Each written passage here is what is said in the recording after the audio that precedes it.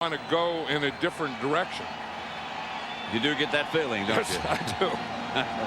I think they'd like Damon Parker to get this game and get this ball and test out his speed in the game. Bowen kicks off. Both teams with a 4-4 record, and a lot of things can happen before this day is over. Already has happened. Let's look at Green Bay's offense as usual. And for the past 7 years, led by Brett Favre, whose record against Dallas is 1-4. The offensive line, Verba and Drusy, Winters, Rivera, and Earl Dotson. Dorsey Levens and William Henderson in the backfield. Schrader and Freeman the wideouts, and Tyrone Davis at tight end. There's the key man, however, Brett Favre. Like I said earlier, just watching him in the pregame warm-up, he looked a lot better than he did a week ago. Levens the fake. Freeman incomplete. Flag on the play. Right off the bat, Kevin Smith is saying, "What did I do?" Well, Kevin Smith does that a lot. Pass interfere and then say, "What did I do?" Jerry Austin, the referee, and the Packers on first down go deep and get an interference call. You see, what happened is Kevin Smith just went up there a little early. This is the other side, and you can see that Deion Sanders is really hurting out there today, Pat. He has a pulled hamstring and pulled groin. Favre again. He's going in that direction. Favre saw it too. That's a touchdown. Deion Sanders couldn't run. He just ran right off the field. He just had to let him go. And those of you watching the other games, 24-24, the Bears and the Vikings in the fourth quarter. This one just started. The other game, fourth quarter, Philadelphia beating Washington 35-28. There's Bradford limping on this side. It looked like they both pulled hamstring. Watch Deion Sanders right there. We just talked about in the play before how he pulled his hamstring.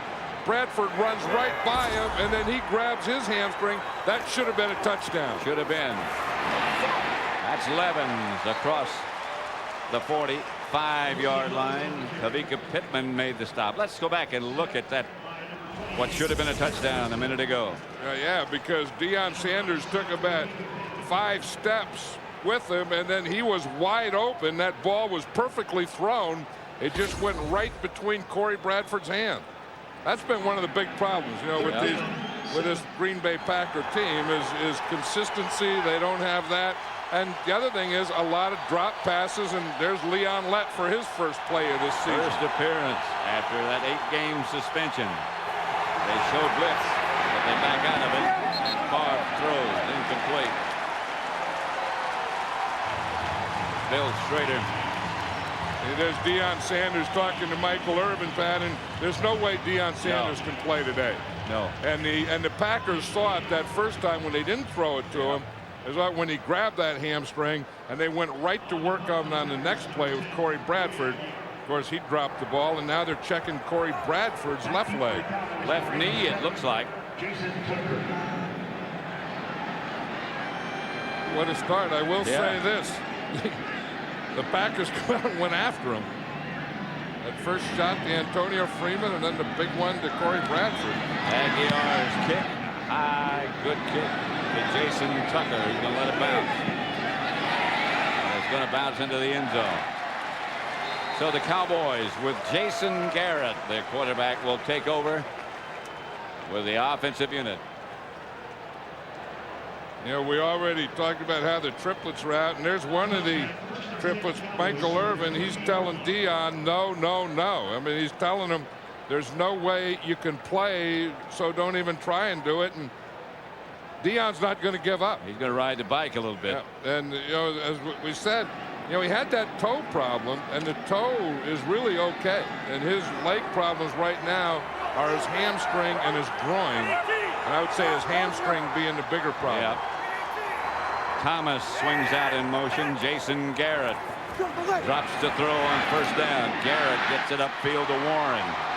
Chris Warren starting in place of Emmitt Smith is taken down by Jude Waddy. Here's the Dallas offense. As we said, quarterbacked by Jason Garrett, longtime backup, but he has a 5-2 record as a starter when Aikman has been down before. Adams, Allen, Stepnoski, McIver, and Williams. Chan Gailey says, as John Madden said, they have to get the job done for us. Warren, Thomas, Ishmael, Mills, and LaFleur is the tight end. 2nd and 5.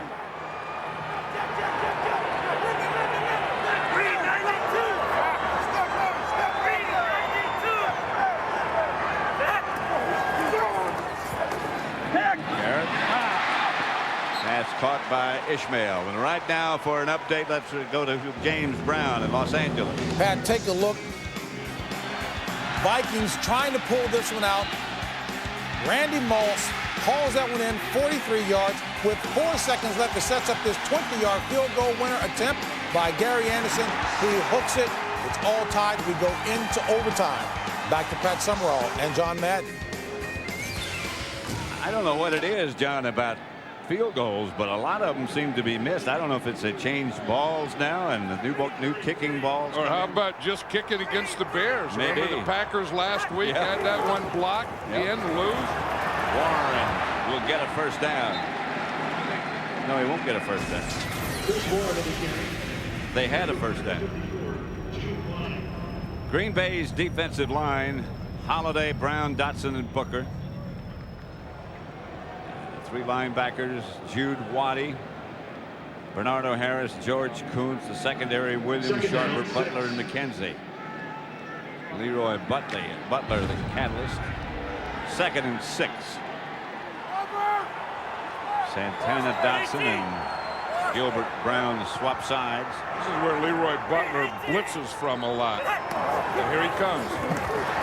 Garrett got rid of it quick enough.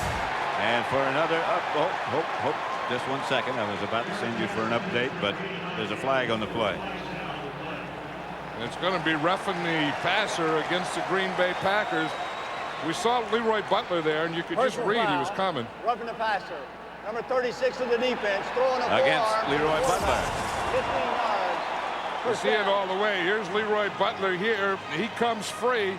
Jason Garrett throws the ball, and he not only hits him after he throws the ball, he looks like he just punches him in the head with that right hand. In the back of the head.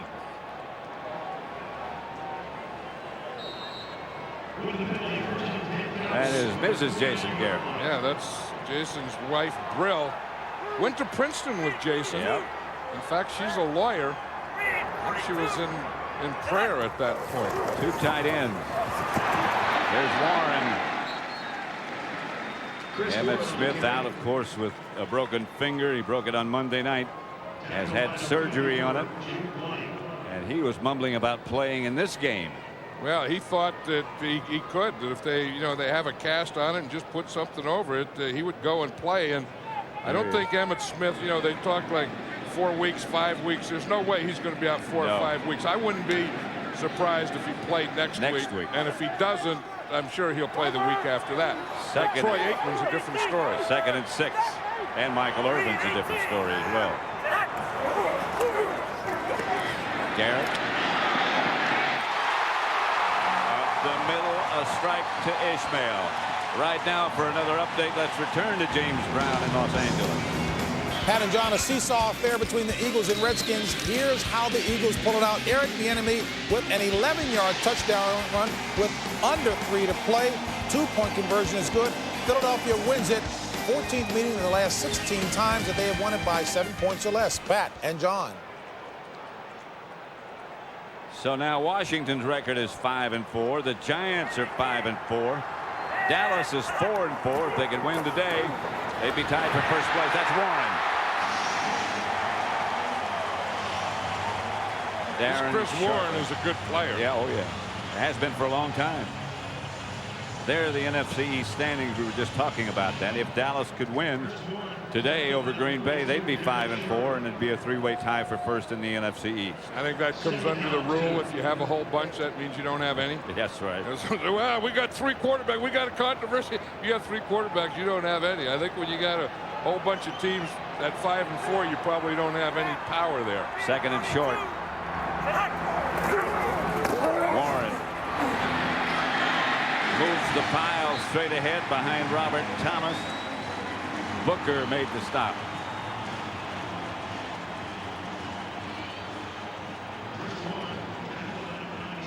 Those of you who watched the Eagles upset the Redskins, welcome to Texas Stadium. Dallas on the move against Green Bay.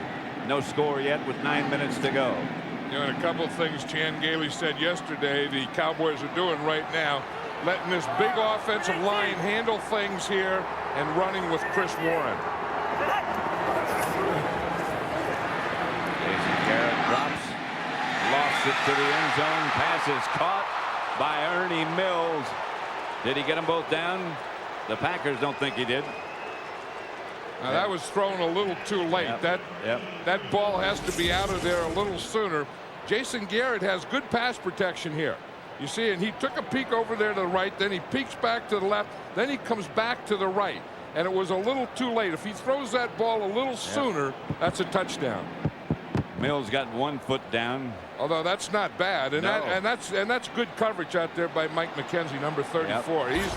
He's just a rookie, but he's one of the better rookies in this league right now. 2nd and 10 to Chris Warren, who squirms straight ahead to the 5. That's good running.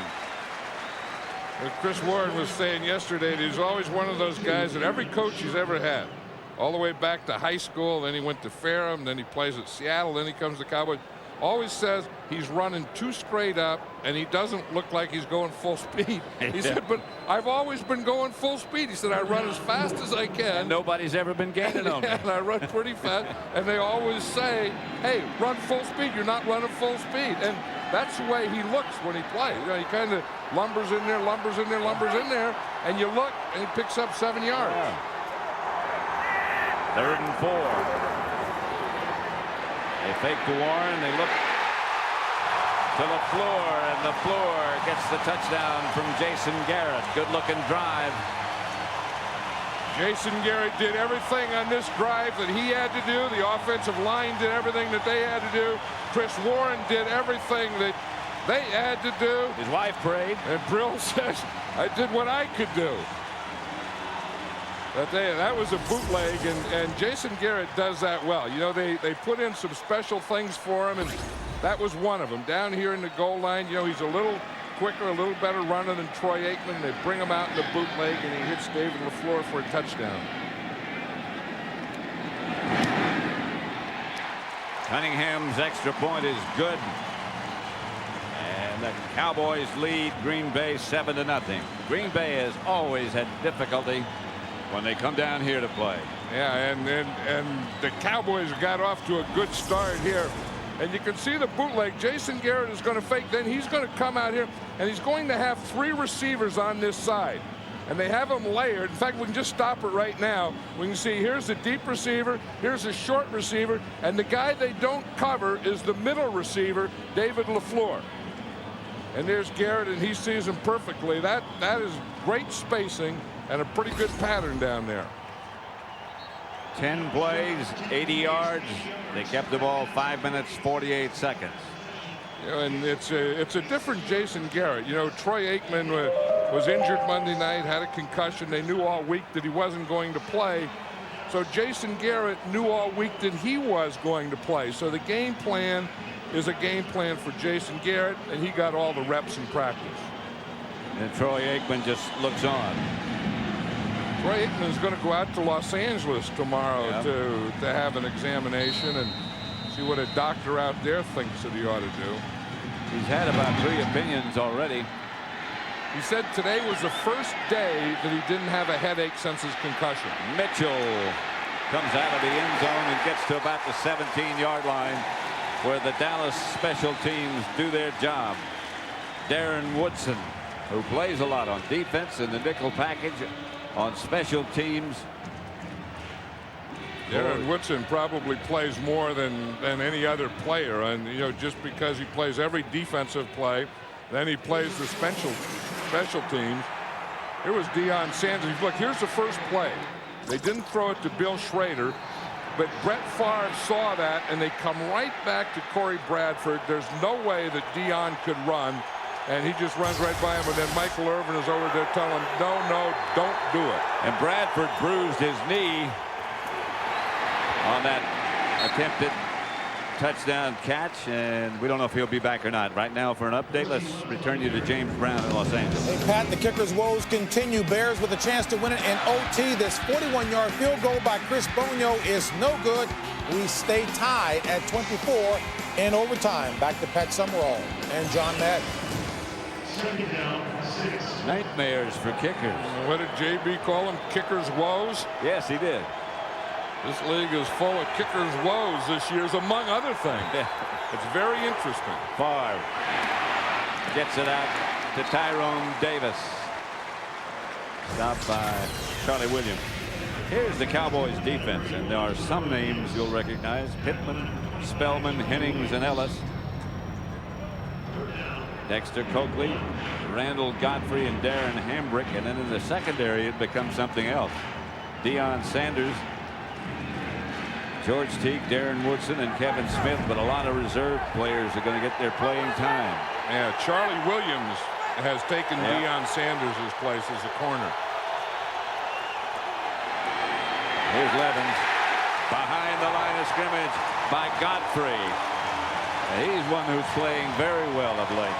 Yeah, he was. You know, they moved him from an outside linebacker into a middle linebacker, and he's getting comfortable at middle linebacker. And anytime you can hold up, and then you can run through and get penetration. You see, because the lineman can hold up. You see Godfrey run through. When you can run through, you read something, and all the linemen are taken up so that they can't come off on a block. Then you can get a free run through at the running back. So Louis Aguiar back to punt it.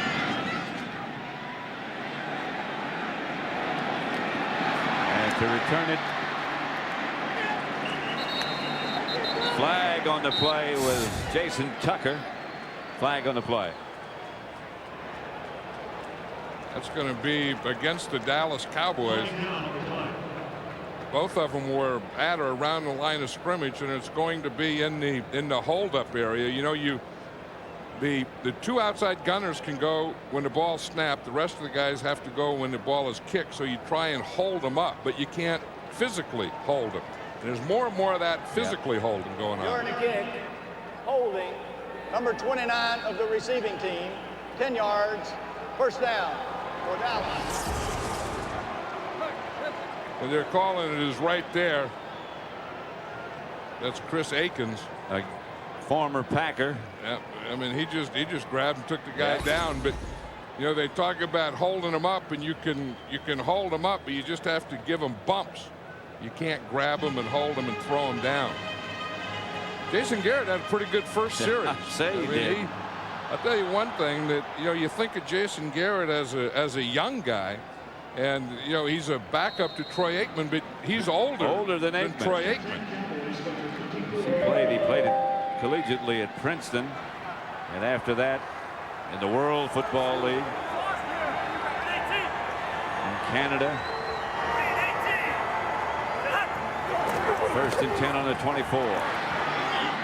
Garrett going upfield, pass caught by Ishmael, and it is a catch. And that's the thing. The Packers talk about what they had to do. They have to take away this guy here, Rocket Ismail. And you see here he's against Mike McKenzie, and he just runs the comeback. McKenzie really has pretty good coverage, but Ismail just gets him by coming back right there at the end. And it all starts here with pass protection. Now here are two of the biggest guys you're ever going to see. Now that in Berkeley is registering on that, what do they call that scale? The Richter. The Richter scale. That just got measured on the Richter scale. Here's Warren again, just sort of stepping through bodies and picking up 5 or 6 yards and standing straight up. And that's one thing that the Green Bay Packers have to do. And you talk to Ray Rhodes, you talk to the players, they say we have to stop the run.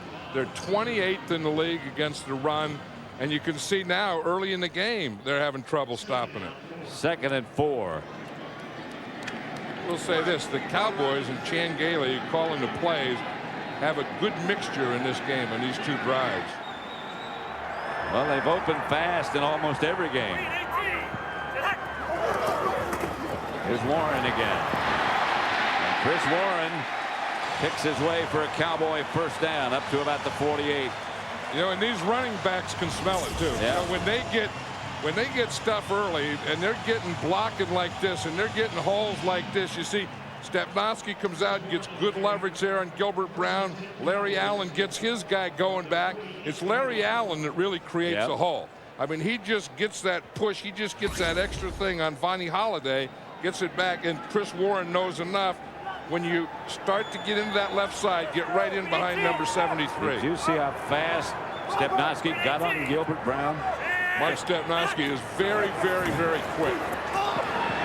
Garrett caught. Ernie Mills. Jason Garrett starting out here. He's 6 out of 7. Yeah. I mean, you know, but they have plays. This is a Jason Garrett game plan. Yeah, I mean, it's where he gets a 3-step drop. Ernie Mills is going to come in here, take about 6 steps, and just go to the inside. And did you see how the ball was in the air before he even made that final cut? Robert Chancey is in the backfield for Dallas, and he is a load. 252 pounds. Was a baseball player. Has been with the Bears in San Diego, but he is huge. There you go. Chancey. Chancey didn't go to college. He, you know, as you said, he came out of high school and was a baseball player and played A-League baseball for a while, and then he was with a couple other teams, and Chan Gailey saw him in Chicago, and he said that he always liked big running backs. And Robert Chancey was a big running back, so with the injuries to Emmitt Smith and then Chris Warren moving up, Robert Chancey becomes the backup tailback. 2nd and 9. Here's Garrett back to throw and going deep. An incomplete intended for Mills. That's what Garrett does well. You know, he throws a good deep ball, but he throws it quickly, so he doesn't throw it a long way. You know, he doesn't have a strong arm. That's what Chan Gailey was saying yesterday.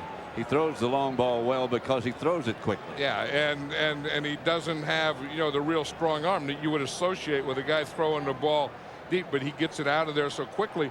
Remember the game we did? In fact, it was against these two teams in Texas here on Thanksgiving Day. Yes, I do remember. When Jason Garrett went, and he had a big day throwing deep to Alvin Harper.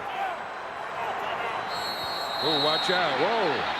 He's trying to call a timeout. I hope he got it called because the ball went right by while he had his hands over his head. And he did get it called, too, because I watched the referee. First, it will be a 30-second timeout. You know, as Mark Stepnoski says, remember, he told us he's always the last one to know. And here you see Jason Garrett. He's right here in the shotgun, and he's going to call timeout. He calls it to the referee right back here. The referee sees it. Jason Garrett starts to walk away, points to the referee, hoping that the referee saw it before the ball was snapped, and he did. That Thanksgiving Day game you were talking about, in the old Cowboy uniform, Jason Garrett to Alvin Harper. And it was that same type of pass that he just threw to Ernie Mills, where he gets back there and gets rid of the ball quickly.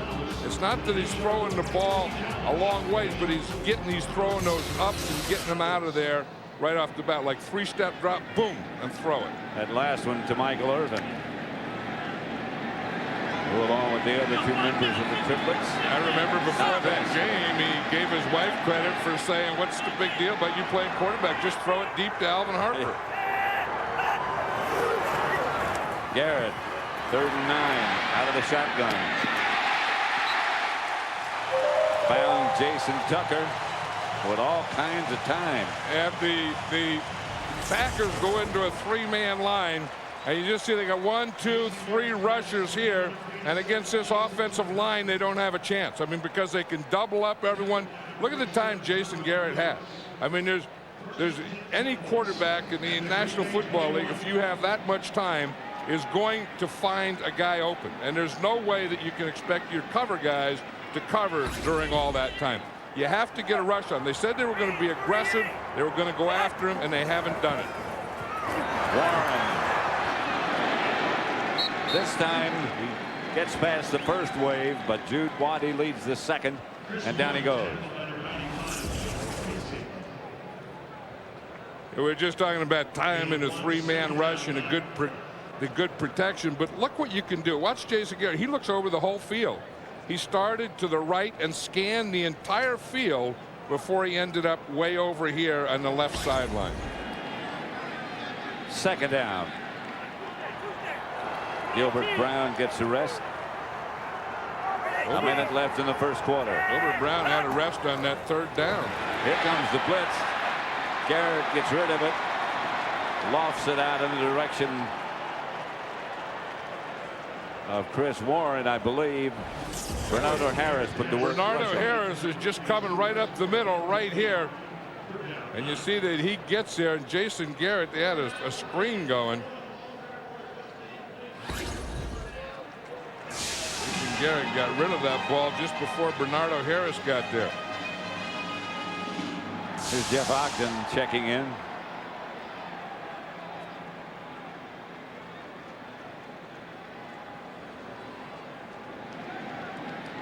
Packers put in their nickel or dime unit, not sure which yet. Well, I think the thing that they ought to do is either not go with a three-man line, but they are going with a three-man line. Yep. I think if they're going with a three-man line, they got to bring a blitz here to get some pressure on Jason Garrett, and they are.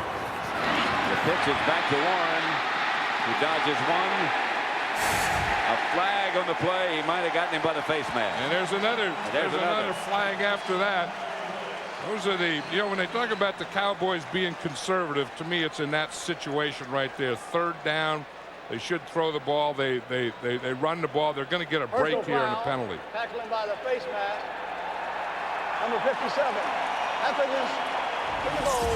First down. You know, because they get this third down, and they seem to do it in games when they get conservative.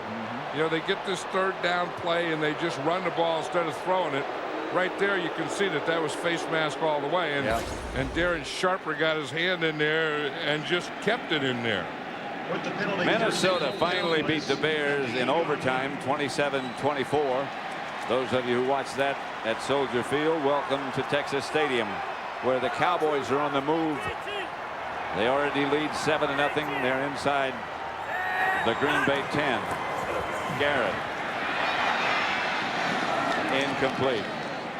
Right now for an update, let's return to James Brown in Los Angeles. Pat, you got the score. Here's how it happened. Take a look at Jeff George looking for Chris Carter. Pass interference is called against the Bears. That gives Gary Anderson another game-winning try. This 38-yard field goal is good. He was 15 of 23 on field goals coming in. He nailed that one. Minnesota wins it, improves to 6-4. Back to Pat Summerall and John Madden. That field goal by Gary Anderson looked like it just got over. Looked like the last shot out of a Roman candle. Second and goal. Garrett. Flag on the play. Sailed over everybody's head. Yeah, and he came back to that one too late. Again, it's probably going to be against the Packers. If it is, of course, it's a Dallas first down. Of course, and that's automatic first down. As you say, Jason Garrett looked to the right, and then by the number 36 of the defense, half a distance to the goal, automatic first down. Butler. And then by the time he came back, it was really too late to throw that slant. You see, he's going to look over here to the right, then he's going to come back here to the slant on the left. And you see he has the holding. I don't know that it was 36. It wasn't 36. That was Darren Sharper. Yeah. And that's who I thought it was on. And Darren Sharper was the guy that held. 3 tight ends set up. That's Lucky on the move. And Warren slips out of a couple of tackles. Gets down to about the 1. He's remarkable, isn't he? Yeah, he just stumbles. You know, you think that you got him and you look like you have him, but you have to remember that he's a big guy, too. I mean, he weighs 230 pounds, so you're not talking about some little running back, but he runs straight up. In fact, he reminds me a little of Calvin Hill. He runs straight up and just keeps going. He just doesn't hurdle people. That's the end of the first quarter with the score: the Cowboys 7, the Packers nothing. Fox NFL Sunday from Texas Stadium will continue after these messages. Texas Stadium in Irving, Texas. And that first quarter has been the first quarter of the Cowboys. They had the ball 11 minutes 31 seconds. The Packers have only had the ball 3 minutes and 29 seconds. 3 tight ends set up. Garrett gonna run out of bounds at about the 3. Jude Waddy in pursuit. Yeah, that was that same type of pattern that they ran earlier that they got the touchdown on, and that time the Packers said, you did it once, you're not going to do it again. But look at these first quarter stats. They're all Cowboys: rushing yards, passing yards, total yards, first downs. Look, the Cowboys have 11 first downs. The Packers only have 1. We talked about time of possession. Yep. For the Cowboys, that's been complete dominance. Third and goal now. Excuse me, John. 337. 337. This Warren couldn't break the tackle by Jude Waddy again. And that was a good tackle by Jude Waddy, because Chris Warren was one-on-one there with Jude Waddy. Waddy, of course, taking the place of Brian Williams, who was the Packers' best defensive player, is out for the season. But watch right here, when Warren breaks to the outside, he has one-on-one on Waddy, and Waddy makes a great tackle. Yeah, he did. Because if he doesn't make that play, this is a touchdown. Warren makes a good move to get there, and then he tries to give him that move to the outside, and Waddy just grabs his right leg. Richie Cunningham, who's had great difficulty this year. He missed. Continues to have great difficulty this year. Chan Gailey just can't believe it. He says in practice that Cunningham is just almost perfect, but getting the game and it's not good. Shaped correctly. And then if you're in an old cowboy movie, it never falls off. That's right. You don't ever take it off. You know, I think, going back to that last drive and that second guessing, I think when they talk about Chan Gailey being conservative, it's not the overall plays, but it's that third down. I mean, 3rd and 4 and running the ball. I mean, they did it just before that. Then they don't get it. Then they have to try for the field goal. And when they were going down here, they did it on a 3rd down. They ran the ball, and there was a penalty on it, so they did get a first down. But I think that's his conservative play calling. 2nd and 10 for Green Bay. Hand off to Levens, who's looking for someplace to go, and it's not there. Greg Ellis. Dorsey Levens, I felt all last week, was looking for someplace to go and never did find it. That's left guard Joe Andruzzi down.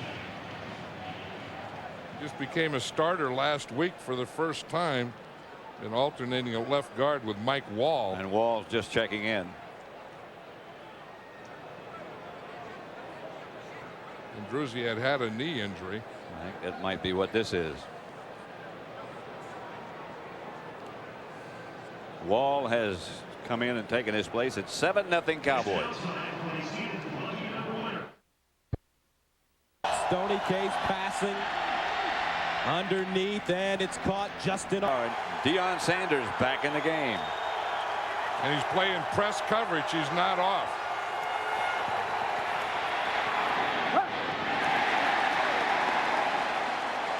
Tyrone Davis. Here comes the punting team. The Packers only have 1 first down, and that was the first play of the game. Watch Deion Sanders here. He went out with a pulled hamstring. Then they went in the locker room and they did something to him. And when his hamstring started bothering him, he got away from that press coverage. He started playing off. Now they took him in the locker room and did something, and now he's coming out and he's playing press coverage again. Aguilar's punt is a good one. Jason Tucker retreats to about the 22-yard line. And he's got some speed, and he's got some room. And Aguilar knocks him out of bounds at the 35, 37-yard line of Green Bay. Yeah, we talk about the things that have really had problems for the Green Bay Packers. And we talk about their offense, and we talk about their defense and missing tackles. The other area is special teams has killed them. That covers it. receiver. 340. Coliseum in Oakland, not too far, terribly far. Here's Jason Tucker. He catches the ball. Now, when he catches the ball at this point, the closest guy is 25 yards away from him. So anytime you're not within 10 yards of the punt returner catching the ball, the chances of it having a big return are very high. First down, Cowboys. Chancey in the backfield. Garrett's going deep, however. And right through the hands of the Rocket. And that was that fade pattern, that short. that we were talking about, that Jason Garrett gets back there and throws it quickly. And underthrows it. And throws it pretty good. I mean, he started with motion. He's against Mike McKenzie there. He underthrows a little short. Now, Rocket Ismail makes a heck of an adjustment. Watch him. He just comes back, and then he gets his right arm over, gets both hands together, and it goes right through the old bread basket. Watch him. He has a bread basket there. Goes right through the basket on him. Doesn't have a bottom to it. He made a heck of an adjustment to get into that position, Rocket did. Chancey, who's knocked backwards. Lonnie Holiday. Richie Cunningham. You notice one thing, he's standing by himself. There's no one around him.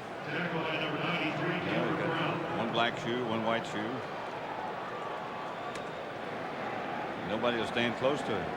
Let him suffer alone. Well, then I think, you know, sometimes they probably want to, too. I can tell you they do. You hope nobody looks at you. Yeah. 3rd and 10. Here comes the blitz. Garrett gets rid of it, but had nothing on it. He had nothing on it because Darren Sharper came from that backside. It's his backside. Now Sharper's going to come from over here. See, and here he comes. And Jason Garrett's not only his backside, but he is also looking to the right. So here comes Sharper, number 42. Jason Garrett is looking the other way, doesn't see him or feel him. Lucky he got rid of that one. So Toby going will punt from just about midfield. And that was what the Packers have to do on defense, and what they said they were going to do more of this year, and really haven't done it that much. But said against Jason Garrett, they're going to go after him. 7-0. The Cowboys lead.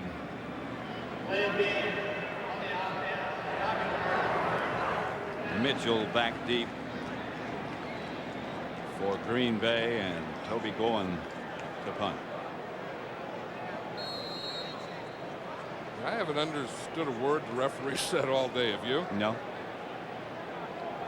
think it's maybe it's the time of day or the heat. Or... You know who's here today? Commissioner Tagliabue. Commissioner Tagliabue. Yeah. Clint Black. Yeah. Who's coming later?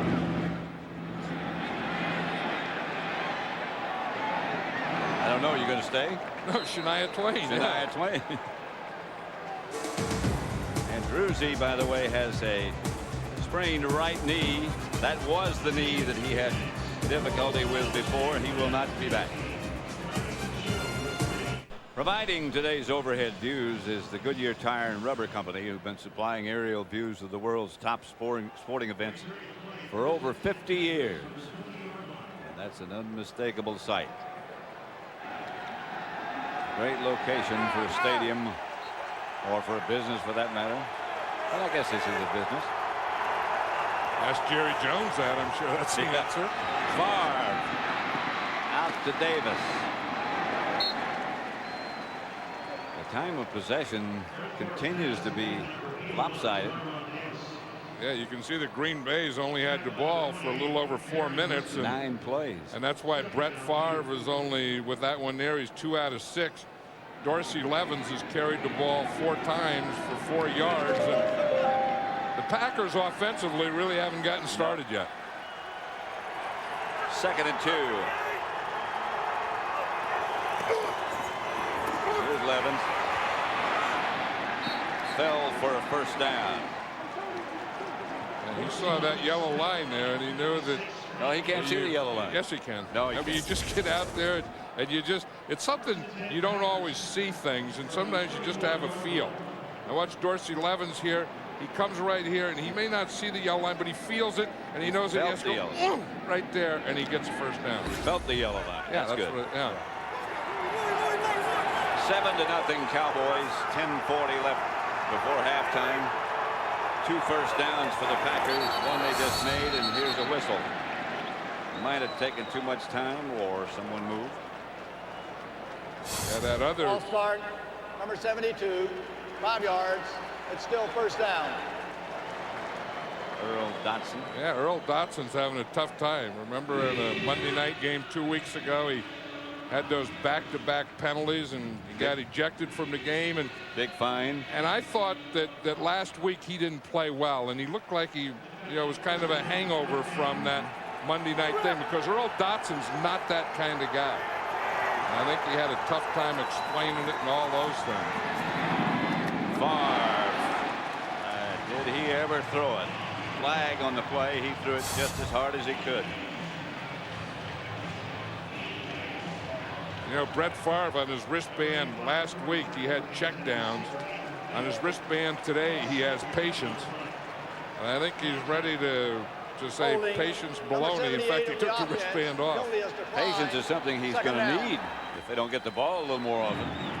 Yeah, no, I think it's something that he's had enough of, and knows that he has to go out and go get it now. He's got a wristband on either arm, but nothing. There's no message there. No, it's not that. Earlier in the. This is what he wore out earlier, saying it said patience right here, and he had all those reminders to himself. And I think when you only have the ball about 4 minutes and you're down 7-0, he said enough of that. Favre gets it to Strader, and Strader gets a Packer first down. That looked like the Brett Favre that we've seen over the years. Teague made the stop. Well, he has such great feet. I mean, he has very quick feet, and then he's strong, and then he has a strong arm. And here's Schrader coming out here in a slant. He catches the ball. The ball is thrown perfectly, so he doesn't have to break stride, and he can run right through the defense. He got that first step on Kevin Smith.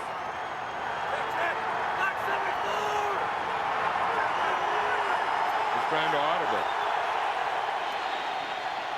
Back is Favre, and going deep is Favre over the head of Strader. Next week, it's a Fox NFL Sunday doubleheader when the NFC Central leading Lions battle Antonio Freeman and the Packers. Then the Giants clash with Brad Johnson and the Redskins. Coverage begins with the pregame show at 12 Eastern, 9 a.m. Pacific. Who knows who's going to be in first place by that time? No, that's a topsy-turvy year, and this division that the Cowboys are in, as you say, you don't know who's going to be. I think it's interesting here that Deion Sanders is down here. I think I'd try him out. Screen pass against the blitz, and that's what you'd like to have called. Levens knocked out of bounds and gets the first down. This is the thing that you try and do. Here's Dorsey Levens here. You're going to get your screen out here. He comes up and just gets out there. Now, usually the Cowboys do a good job at turning and coming back, but see, Dorsey Levens sneaks out. The rushers don't see him, and they get by him. George Teague was up there, and he almost missed the thing. Watch Dorsey Levens concentrate on that ball, catch it from behind with one hand. Then when he gets turned, then he has big Mike Wall, his left guard, out in front of him. Levens again across the 40.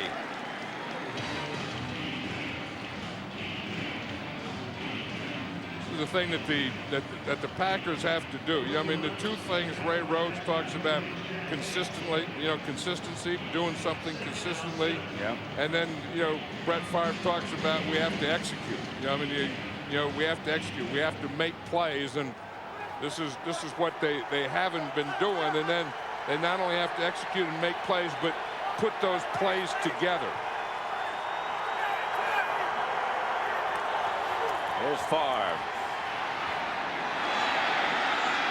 Headed deep, and a flag on the play. It's Sanders against Antonio Freeman. Have you just figured out that they just felt that they had to try Deion Sanders, so they put Corey Bradford out there, who's their fastest guy, and said, let's just run up on him. Let's just see how that hamstring is. And there's no way Deion Sanders should play, and there's no way he should be out there because he cannot run. He can't play. He just can't play.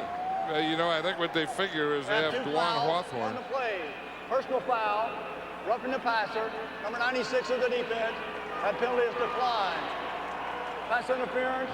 Number 21 of the defense. That penalty is accepted. First and goal. Here's Bradford against Deion. See, you can see right there that Deion Sanders can't run. And he doesn't look back, you see, and that's what the penalty's on, and it wasn't that bad a situation. Now here's the refereeing right there, so they had the 2 after he threw it. He just threw Brett Favre down, but they took the pass interference penalty.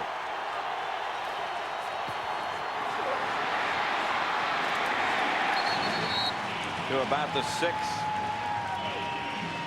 11th. This has been one of the areas that the Packers have had trouble. You look, they've been down there 24 times, 12 TDs, 7 field goals, and this has been the big problem for them here. The 5 turnovers down in this area. But I think, you know, when you have a guy like Brett Favre and you see Deion Sanders going off, I mean, there's just no way he can cover down here. I mean, you're a gunslinger. You got to go for it. You can't let those things slow you up or keep you back. Here's Favre. Looking right. Dumping out of bounds. Looking at 11th. That's a problem with that sprint. Once you sprint to that side, you almost have to throw to that side, and then you really limit the field. In fact, what the Cowboys are doing now is in their dime package, they have to put Deion Sanders back in because they don't have enough defensive backs. As badly as he's limping, and you saw him limping coming back to the field, he can't cover anybody. No, and in fact, he's out here right now, and Corey Bradford, I just throw a slant to him. Favre with time. Scrambles. Pass is picked off in the end zone. And Kevin Smith. We just talked about that was their problem, and they had it. You know, but I looked at Corey Bradford on a slant, and he had Bradford on a slant, and he didn't see him. Favre slow to get up. This is his 118th consecutive game that he has started. Yeah, but that was his fault. He did have a slant there, and he had Corey Bradford in the end zone, and he could have had a touchdown. The Cowboys escape and lead 7-0. Again. Yeah, if you look at Corey Bradford here, right at this point here, he is open. Brett Favre is looking at him, and he should have gone to him. And if we just take it and just stop it right there, you see Corey Bradford's open. I mean, he's open the whole way. Brett Favre looked like he left a little too quickly and ran out to his right. Chris Warren. Chris Warren on the carry. See now he goes to the outside. He starts to run here, and you see what happens to him. You see he has Corey Bradford back there, but now he's running and he's not looking there. He's looking to the right side. Well, so then he gets hit here, and he doesn't get hurt on the hit. It's right there. He just went face first into the ground. He was looking to see what happened to the pass, and the ground jumped up at him. If he would have stayed with Corey Bradford, he had a touchdown. There's Garrett with time. Incomplete. In the direction of Rocket Ishmael. Yeah, and that was good coverage. One of the things the Packer defense wants to do is take it away Rocket Ishmael. And if they can take away him, put the game in the hands of Jason Garrett, where he has to throw to the other guys, then they have something. And that time they had great coverage on Rocket Ishmael, and Jason Garrett was smart in it. He just went and threw it away. Favre seems to be okay. Remember, he was slow getting up after he threw that interception. He's probably looking at that slant and, you know, to Corey Bradford, that's the thing that he should have stayed with. Shotgun formation. Packers sharper off the corner. It got there again. Butler came from the other side. And they're bringing both safeties. That's the thing that they talked about doing, and they are having success with it. And you can see here's Sharper coming right here. Butler's coming from the other side. And it's the same thing. The Cowboys haven't adjusted to that because they have Sharper right up there on the line of scrimmage where you can count for him, and they're not counting for him. Mitchell back deep for Green Bay, and Toby Goen will punt out of his own end zone.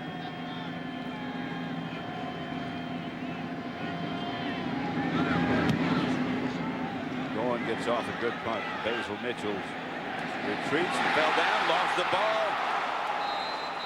The Packers got it back. Scott McGarrahan was back there with him, and he took a shot. It was lucky that Scott McGarrahan was back there with him. He recovered the ball. And he got hit.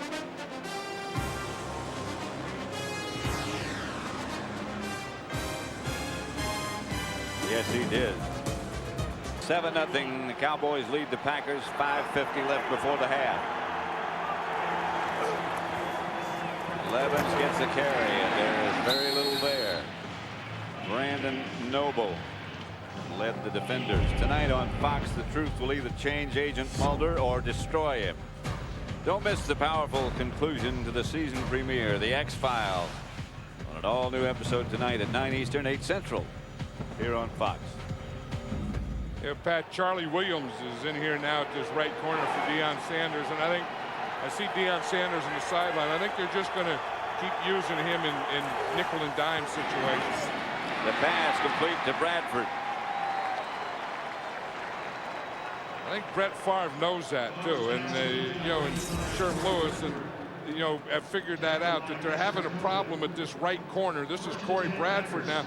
That's the one that he should have thrown down there in the goal line. One they probably looked at the pictures.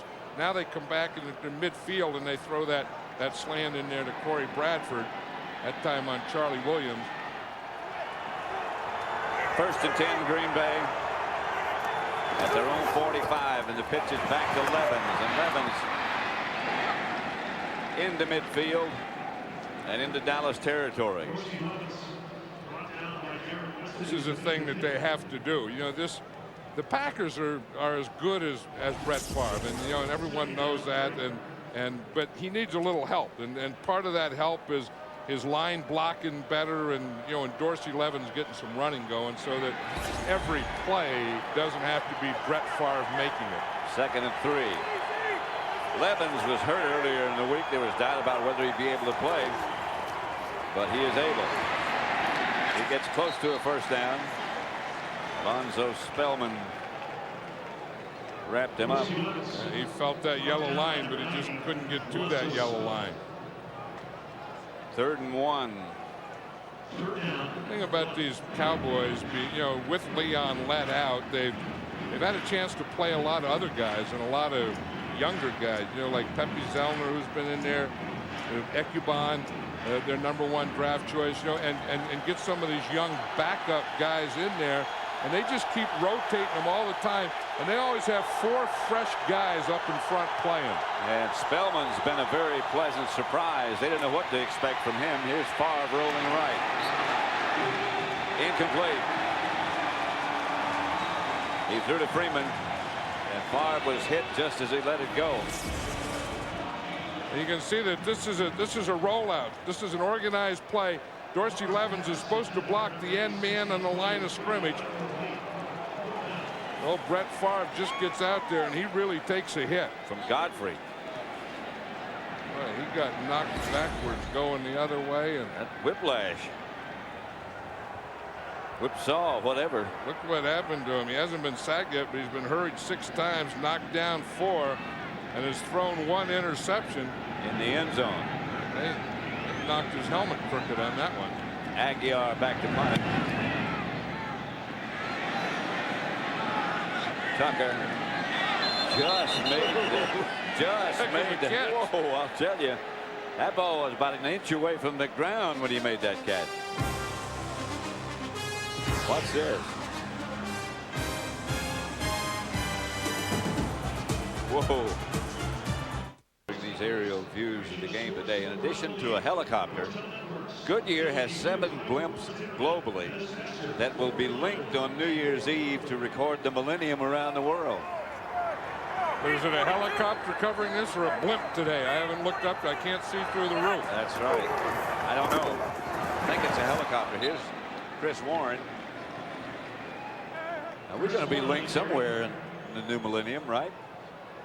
You know what I wonder is what they're going to call the decade, the new millennium. Like, you know, like you think you've been in the league the 60s, the 70s, the 80s, and 90s. What are you calling the next decade? What do you call that? I was thinking about that when I was going to sleep the other night. I couldn't. What I think it is. You couldn't sleep because of that? No. But I came up. I think it's the aughts.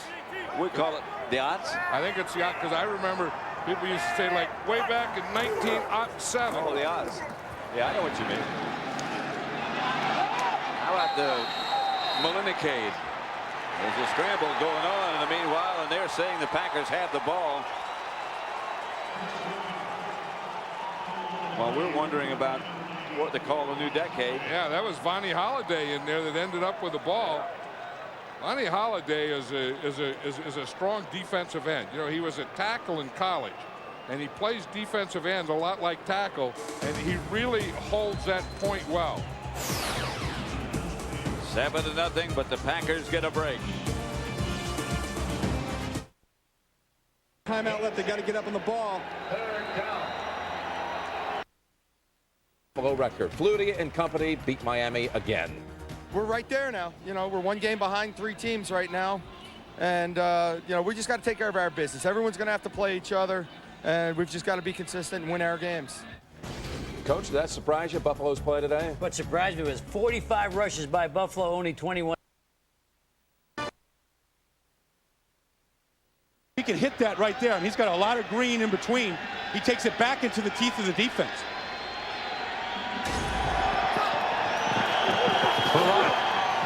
Dumps it off to Schlesinger and the tight end.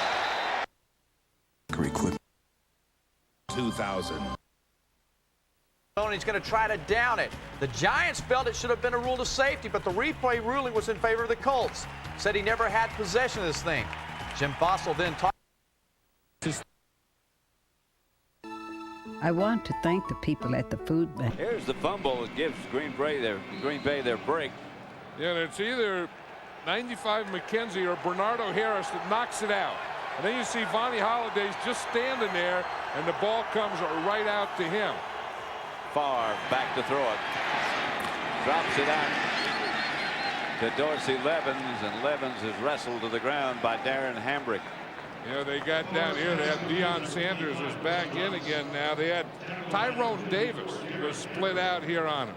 And, you know, as a split end, and they tried to go deep to him. Here he is. You see, he comes out here.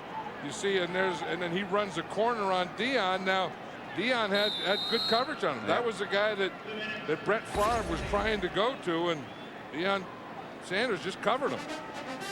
7-0 at the 2-minute warning.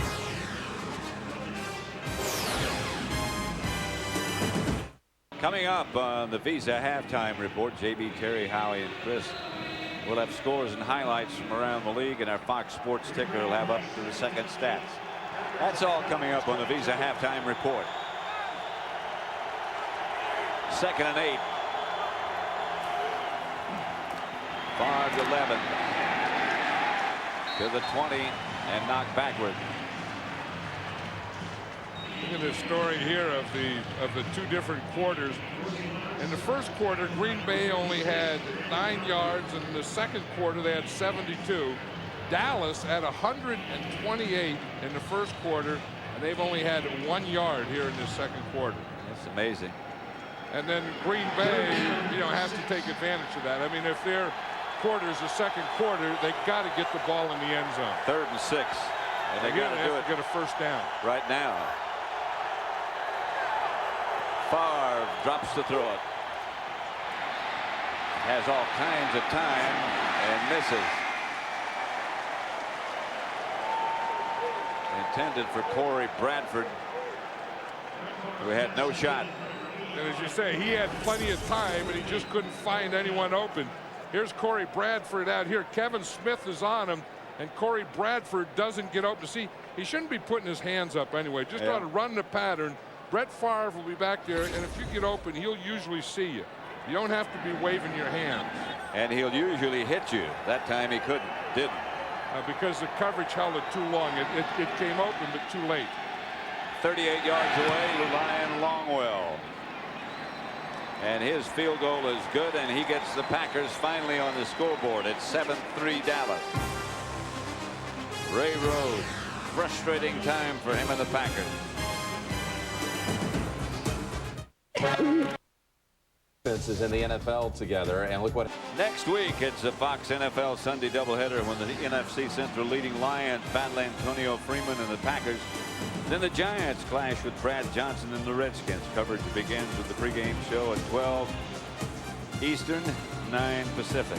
You know, and we get to see the St. Louis Rams next week, and I've seen a lot of them on highlights and heard a lot about them, and I'm really looking forward to seeing them. We'll be at the 49ers home next week. This is Tucker, and down he goes just short of the 20. They must be pretty good, the Rams. Well, you know, I know one thing. I know that you know, Kurt Warner, their quarterback's having a great year. I know that they have a lot of speed on offense, and just wondering how they're getting it done in other areas. But you know, I've known Dick Vermeil for a long time, as you have, and you know that, you know, whatever. He's a bulldog, and he gets on something, and he's going to stick with it, and he has stuck with this. Neither one of these teams that we're looking at here today, the Cowboys or the Green Bay Packers, remind you of the Cowboys and the Green Bay Packers of just 3 or 4 years ago. These two don't frighten you too much, do they? Here's Chris Warren. Warren just lopes for a first down. And you know, and they're having the same problems. I mean, you know, like Dallas will look good for a while, and then they look like they pull in the throttle. Green Bay will move the ball a little, and then they can't get it in the end zone. You know, you wonder how the NFL finds a guy like from a place like Ferrum, a guy like Chris Warren. They don't miss him from any place anymore, but that was, he's been in the league for 10 years. Ferrum College is in Virginia. And he says, you know, it's up by this and that, and then all the places he knew, I didn't know. And then he said, you said, what's their football budget? And he said, about the same thing it was when I was there. He said, that's the problem they have now, and that's the problem they had when he was there at Ferrum. Got the same budget. First and 10. After that run by Warren.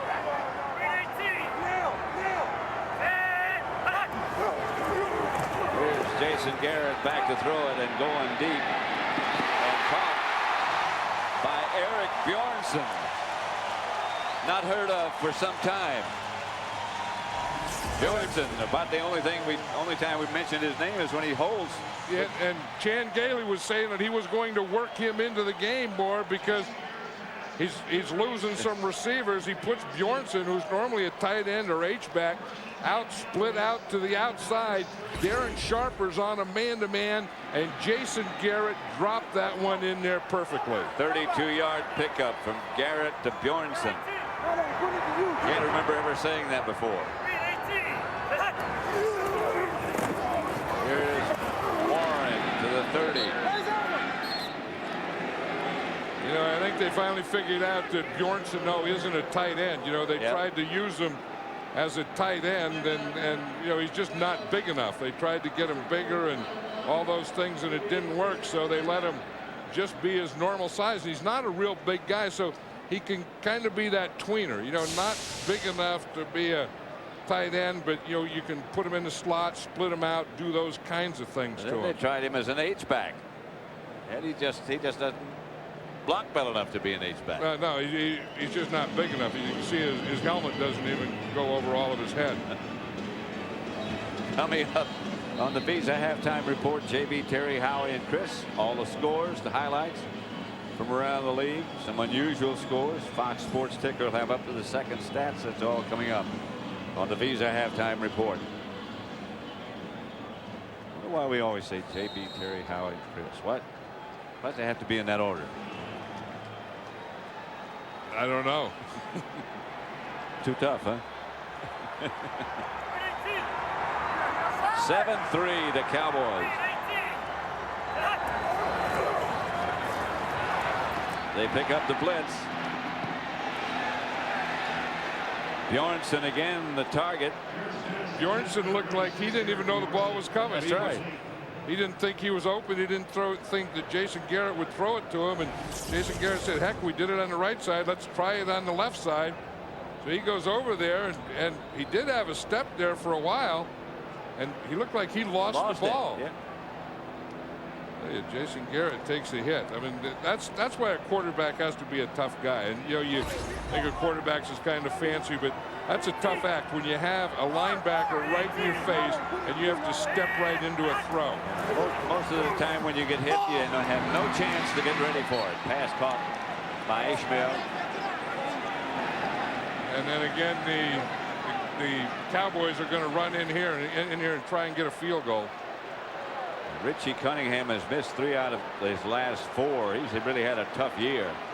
They're going to be able to get it off. They got plenty of time to get this off. Bjornsson holding 44 yards out for Cunningham. Could be. Yes, sir. Richie Cunningham finally hits. And that should do him a world of good. Big E's carrying him off. Maybe he needs that where he doesn't have a lot of time to think about it. Maybe so. 10-3 at the half. The Cowboys lead Green Bay. Fox Big Win Sunday. Show me. King of the Hill's $1 million throw against Dandy Don Meredith. Hey, where are you going? And the Simpsons Go Game Show with Secret Square Ron Howard. You're going down. Then Fry wins Futurama's Ultimate Cola Contest. The winning bottle cap. Plus, the powerful conclusion to the X-Files season premiere. Take my hand, Fox. I am your father. All new Fox Big Win Sunday tonight at 7:30, 6:30 Central. NFL Sunday Ticket is brought to you in part by Miller Lite. You know, Patty, I'm convinced men prefer blondes. And what type of men would this be, Daisy? The same type that prefer Miller Lite because it's so smooth. Oh, those? Well, the ones with great taste love Miller Lite because it tastes great. And by the way, prefer brunettes. Oh, if they prefer brunettes, why do they drink a beer that's smooth and blonde? Because it's a natural blonde. Miller Lite. Taste the true Pilsner. Yeah, like men care. It's 4th down. Looks like they're going to have to go for it. There's the snap. Come on, Johnson. Johnson scrambles in the Throw it, backfield. baby. Throw it. Okay, you see him? Look at number 44. He's open. Come on, Johnson. Come on. Come on, Johnson. He's wide open. He's right there for you, baby. Pass left. Pass left. Pass left, you. With QB1, you predict the plays before they happen. Log on to QB1 and you could win a trip to the Super Bowl. Touchdown, baby! What would it be worth to wake up in a great mood? I'm in a great mood. Because you had a good night's sleep. I slept like a baby. In a nice, comfortable room. What a room, yeah. How about 10% off? Hey, I like that 10%. With Super 8's VIP card, it's yours. Guaranteed. VIP, that's me. At over 1,800 locations. Clean, friendly Super 8. Clean, friendly, yeah. Super 8. All the room you want. Yeah. Welcome back to the MBNA Visa All-Star Game. These cards are amazing, and the fans love them. Well, sure. There's no annual fee and a low introductory annual percentage rate for cash advance checks and balance transfers. So join the team today by calling 1-800-NFL-9919 and get an officially licensed NFL football free after the first use of your NFL Visa card. NFL Team Visa credit cards take you where the action is. Call 1-800-NFL-9919 today to apply and receive a free NFL football. The Visa Halftime Report is brought to you by Visa. It's everywhere NFL fans want to be. And welcome to the Visa Halftime, along with Chris, Howie, Terry, yours truly, James Brown. Let's get right to the scores and show you where right now Dallas holding a touchdown lead over the Packers 10-3. Neither Charlie Batch nor Jake Plummer can shake hands with their right hands. Their throwing hands, they're both injured, so they do it left-handed. But Gus Frodd, he finds David Sloan 7 yards out, touchdown, 7-up, Detroit. Until Mario Bates out to the right side, breaks a couple of tackles from 3 yards out, 13-7 Cardinals over the Lions. Lions only 18 yards rushing in that one. Oakland held the ball for 22 minutes in the first half. Jaguars and Ravens, the league's two best defenses going at it, and that's indicative in the score there. Titans 24-14 over the Bengals. They've now won 11 straight divisional games, the Titans. Browns pick up their second victory of the season. Giants lose to the Colts. Manning, Harrison, and company looking impressive. Bills sweep the Dolphins on the season 23-3. And the Buccaneers with Trent Dilfer. Did I do something else, fellas? Jeff George back, his third touchdown of the day. This one to Chris Carter from 1 yard out, 24-17. Vikings are leading. Then back comes Jim Miller, a la Johnny Unitas, 85 yards. There's a 25-yard touchdown, his second on the day for Booker, that is. 24 all. Chris Bonio with a chance to win it. Misses from 41 yards out. Next drive, George back over the middle to Carter. Terry Cousins is called for pass interference. You make the call. Good call, bad call, uncatchable ball. Should not have been called. Unfortunately, it was. Anyway, there's your call. Now, all of a sudden, Gary Anderson hits 30 yards out. There you have it in overtime. Vikings 27, Bears 24. All right, Rams defense had 2 touchdowns, 6 sacks, and 3 takeaways in the victory today. Niners have now lost 5 in a row. That one there to the Saints. And the Redskins had 6 turnovers, hurting their cause against the Philadelphia Eagles. And before we talk Dallas, you guys have never heard of a first hair before? Saw the first hair fall off. Let's talk Dallas defense, Howie. Well, you know what? Dave Campo has had his share of injuries. People talk about jobs assistant coach are doing. Dave Campo has done an outstanding job down there with Dallas. They've had a number of injuries. They get Leon Lett back. They get Ellis, Pittman. Ellis is playing like a first-round guy. Henning might be the only guy that runs over a 5-flat 40 in the entire defense. This is a very good defense. 0 for 6 on third down conversions, 83 yards in the first half for Green Bay. Not converting in the red zone, as John Madden pointed out. It is painful to watch the Green Bay Packers play offense right now. I cannot believe how much they miss Mike Holmgren. It's amazing. All right, some will go to a local news. Others will come back here for more of Visa Halftime after this.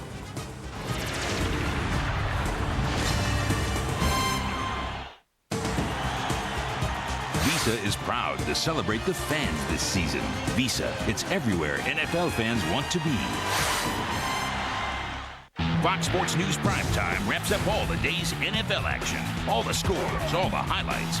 It makes me wish I could play football, but I can't. My Pee-wee coach said I was a Nancy boy and the kids gave me wedgies. And now all I want is for someone to hold me and make me feel special. As special as Fox Sports News Primetime's NFL coverage. The Lions take on the Packers. Then the Giants battle the Redskins. It's a Fox NFL Sunday doubleheader next week. Son, I want you to remember that loyalty is what really matters. Come on, Jets. He's looking small. Oh, yeah! Terry Bradshaw! Howdy, partner. Let's go, Cowboys! Yes! Yes, go Jets! Keyshawn Johnson. Loyalty. Huh? What'd I tell you? Thursday's new special has footage so shocking we can't even show you here. Busted on the job 4. Then they've just won $1 million. This is the most exciting moment I've ever had on television. Now, one of these players has decided to risk it all for the $2 million jackpot. All new Greed, all starting at 8 Fox Thursday. Adam Sandler is golf's missing link. It's your home. Are you too good for your home? Happy Gilmore at 8/7 Central, Fox Friday. And welcome back to the Visa Halftime. Along with the Blonde Bomber, I'm James Brown. Let's get you caught up on the scoreboard. We're at Orchard Park today in New York. Buffalo up into Miami for the season sweep. More troubles for Miami as they lose their fine running back Cecil Collins with a broken fibula. The score at this point, Buffalo 16, Miami 3, and then Doug Flutie hits deep. He finds Eric Moles. This play covering 53 yards final. Buffalo 23-3 over Miami. How good is Peyton Manning? Precious Peyton Manning. Play action rolls right. He hits Marvin Harrison. 2 touchdown receivings on the day. This one covering 57 yards. It's all Indianapolis, 27-19 over the New York Giants. Brad Johnson. Brad Johnson back. Play action. Pump. Michael Westbrook, 43 yards later, 28. Washington, 27. Philadelphia. Eric Bieniemy then takes it from 11 yards out, sweep, breaks several tackles, 2-point conversion, good. It's Philadelphia 35, Washington 28. Then 4th down and 4 under 2 minutes left. Mike Caldwell sacks Brad Johnson. Philadelphia 35, Washington 28. Resurgent Trent Dilfer. Throw it deep, Trent. Throw it deep. There you go. Dave Moore, the fine tight end, takes his pass, goes 35 yards. Touchdown, Tampa Bay 17, Kansas City 10. Rams D. Watch this strip by Mike Jones. Wesley Walls takes the catch. Mike Jones strips him of the ball, picks it up, travels 37 yards. Touchdown, Kurt Warner, 2 touchdown passes for St. Louis. They take care of Carolina 35-10. Tim Couch out in the flat. He finds Mark Edwards touchdown from 5 yards out. Cleveland 13, Pittsburgh 15, and this happened. 40 yards out. Phil Dawson kicks the winning field goal as Cleveland takes care of Pittsburgh 16-15. An understatement indeed, but Buffalo has Miami's number. Buffalo plays well. It's getting cold up there. They got an excellent defense, and Doug Flutie's there. Tough place to play. Visa halftime will continue after this. You're watching Fox NFL Sunday. Hey, this is Dan Wheeler, host of QVC's NFL Team Shop, Mondays at 8 p.m. Eastern. Sure, I'm your guy for cool NFL gear, but I'm also your chance to win a trip for 2 to the Pro Bowl in Hawaii. Just watch any Monday, write down the item numbers for 3 products, and mail it to QVC. You can enter each week, and it's an offer for you as an NFL Sunday ticket viewer. So tune in Mondays for the gear and the getaway. What? I can't get away with this? No, it's too red. Too dark.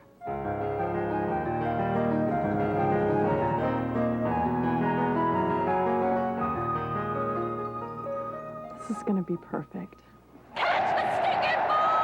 You can get enough orange and blue to last the season at Lucas Paints in Denver. But bring your Visa card, because they don't take American Express. Visa, it's everywhere NFL fans want to be. It's 4th down. Looks like they're going to have to go for it. There's the snap. Come on, Johnson. Johnson scrambles in the Throw backfield. it, baby. Throw it. Okay, you see him? Look at number 44. He's open. Come on, Johnson. Come on. Come on, Johnson. He's wide open. He's right there for you, baby. Pass left. Pass left. Pass left, you. Oh, but takes a hit. With QB1, you predict the plays before they happen. Log on to QB1 and you could win a trip to the Super Bowl. Touchdown, baby! Pentium 3 processor owners, we've designed a website especially for you. Intel's Web Outfitters service. Everything you need for a great internet experience. You can mix your own music. Improve the quality of your pictures. Even create your own websites. Intel's Web Outfitters service. Get it now. Free at Intel.com. Hi, I'm Kevin Johnson. You're watching NFL Sunday Ticket. Green Bay, a city that knows how to play. It's about pride in our team and in our community. It's a small-town atmosphere with big-time attractions. NFL football, Lambeau Field, Broadway caliber theater, world-class entertainment, fine dining and hotels. We're one great team, working together to create a winning combination. Green Bay put the America in America's team. We know how to play. The Cowboys 10, Green Bay 3, and here's what put them ahead. And there's always one rule of kickers is after you kick a field goal at the end of the half, always watch out for your right tackle. Yeah, in this case, Big E, Eric Williams. That's when you know that's when you know that a kicker is struggling. Well, you also know when your right tackle is happy with you. That he's not very big either.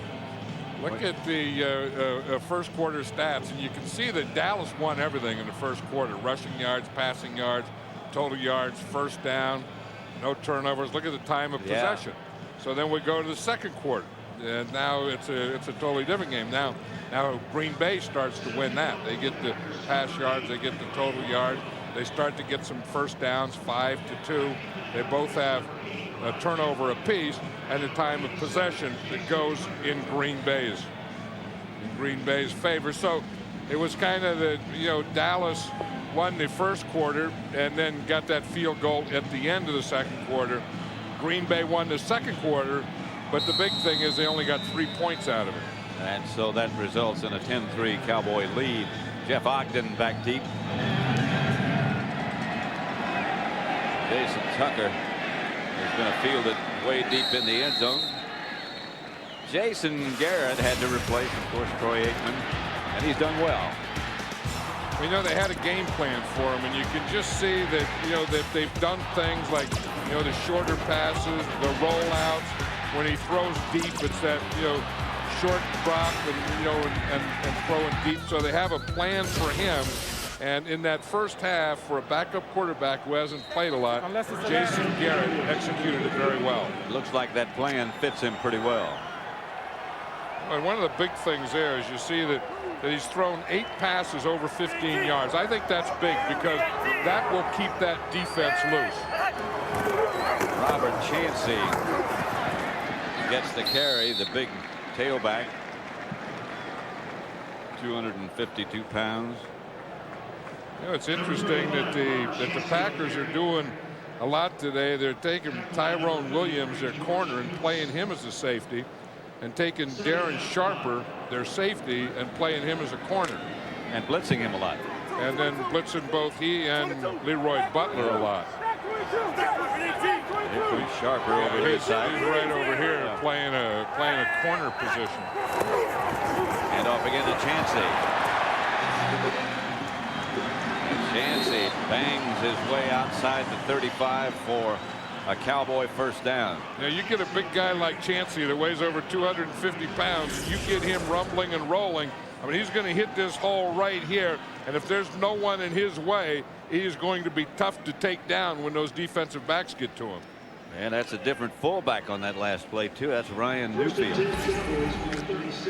Neufeld, I should say. They just activated him. Yeah. Now it's Chris Warren. And Thomas is the fullback. And Warren. He just sort of lopes in there, and it looks like nothing's happening, and all of a sudden it is. And well, there's big old Gilbert Brown. I think he ran right into big old Gilbert Brown. You see, Gilbert starts like that. He just kind of collapsed that thing and grabbed a leg. Larry Allen's limping, and I don't believe I've ever seen that before. Larry Allen limping. It was interesting. The Dallas Cowboys played the Minnesota Vikings last Monday night, and Foch Fazio said that he thinks that Larry Allen may be the best football player in the whole league. I mean, quarterback, backs, everyone. And you see what happens right there. It's Gilbert Brown. You see Gilbert Brown, as he went in there to tackle Chris Warren, he just whipped right around, and he got the back of Larry Allen's legs. That's a big whip. That's right. Well, there's a lot behind that whip. Maslinski has taken his place, Larry Allen's place, and now. I mean, if you'd have to say who's playing the best football on this Dallas Cowboy team, it's that guy right there, number 73. And is he ever strong? And and not only is he strong in the weight room, but he's strong in a football game. And he just does it on every play. Never takes a play off. As a hard worker. And you talk about Troy Aikman being out, Emmitt Smith being out now, Michael Irvin being out, Moose Johnston being out for the season. This is a tough one when Larry Allen goes off the field. Linsky has taken his place. Here's Jason Garrett throwing outside, caught by Ishmael. Let's send you down to the sideline now, and DJ Johnson. Chan Gailey said in the first half that his defense played excellent. He thinks his offense, on the other hand, only executed sporadically. Simple solution for the second half: get the ball into end zone. Now, Ray Rhodes, on the other hand, he thinks his team needs to take more shots towards the end zone. He says the deep balls that they did throw in the first half were almost completed, and they did execute that well. He says in the second half they will take more deep shots. They'll hopefully get in the end zone. If not, they'll hope for a pass interference. So that's the plan for the second half. Back to you, Pat. All right, DJ. Garrett hit LaFleur on a rollout. Well, that's the thing that Jason Garrett does so well. You know, we talked about him, you know, being able to come back and then go to the outside. And watch him here. He just fakes, bootlegs out here, and then he has his tight end right there.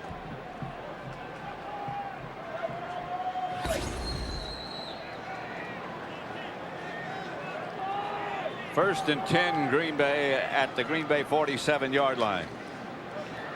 Here's Chris Warren again, and Warren flashes into the secondary, picks up about 8. Warren looks like he might have got a little bit of Well, you know, or something. A guy like Chris Warren, he hasn't played a lot. Hadn't been hit a lot. And you get a guy who comes in and plays 10 or 12 plays a game, and then he has to play every play. That's a total different story. Looks like it might be his left shoulder. It's stinging a bit. Anyway, Chancey's in. Every time you carry the ball and go in there like that, you're going to get stinging a bit. Chancey gets the first down. Down to the Green Bay 35 and across it. The way the league is this year, the way the league is all the time, you always have to be on the lookout for players, you know. And I think any time you can find a guy like a Chancey, maybe he doesn't play much, and then you lose a Moose Johnston right here, who's your fullback, and then you lose an Emmitt Smith, and then you know Chris Warren plays, and now you need a Robert Chancey to do some running. So I'd like to always have Troy Aikman out there. First and 10. Jason Garrett to Chancey, and he is a load. I'll tell you, when he gets going downhill, he really does. This is a Dallas offense missing their leaders. They're talking about Troy Aikman is out with a concussion, at least another week, maybe 2 weeks. Michael Irvin may never play again. Darrell Johnston is out, and these are the guys that are taking their place today. Garrett, Mills, Chris Warren for Emmitt Smith, Robert Thomas for Moose Johnston. Second down and 2. Thomas in front of Chancey, and here's Chancey. Bang. Ooh. Sharper felt that little jolt, didn't he? Chancey picked out one. He picked out Sharper. He was going straight. He went through that hole, and then he saw number 42, Sharper, and he just turns and goes right at him. Watch him as he hits this thing. He gets a good lead block, and he cuts back. Now right there, he sees him, and he just puts his shoulder down, and he says, there's one. I'm not going to get by him, so I'm going to do the next thing. I'm just going to run right over him. See what they do is they collapsed that whole side, and then Chancey got through there and said, where's Sharper? Warren is back now. And he gets the carry. Lost the ball, and Green Bay has it. Tyrone Williams comes out of the pack with the ball for Green Bay. You know, we're talking about Chris Warren and the hits and everything and not being used to it. That's also the second time that he's fumbled today. You see again in there, it's just being in traffic, and at some point you have to get both hands over the ball. He was trying to use that left hand to slap away a hand, and in doing so, he got the ball knocked out of his hand.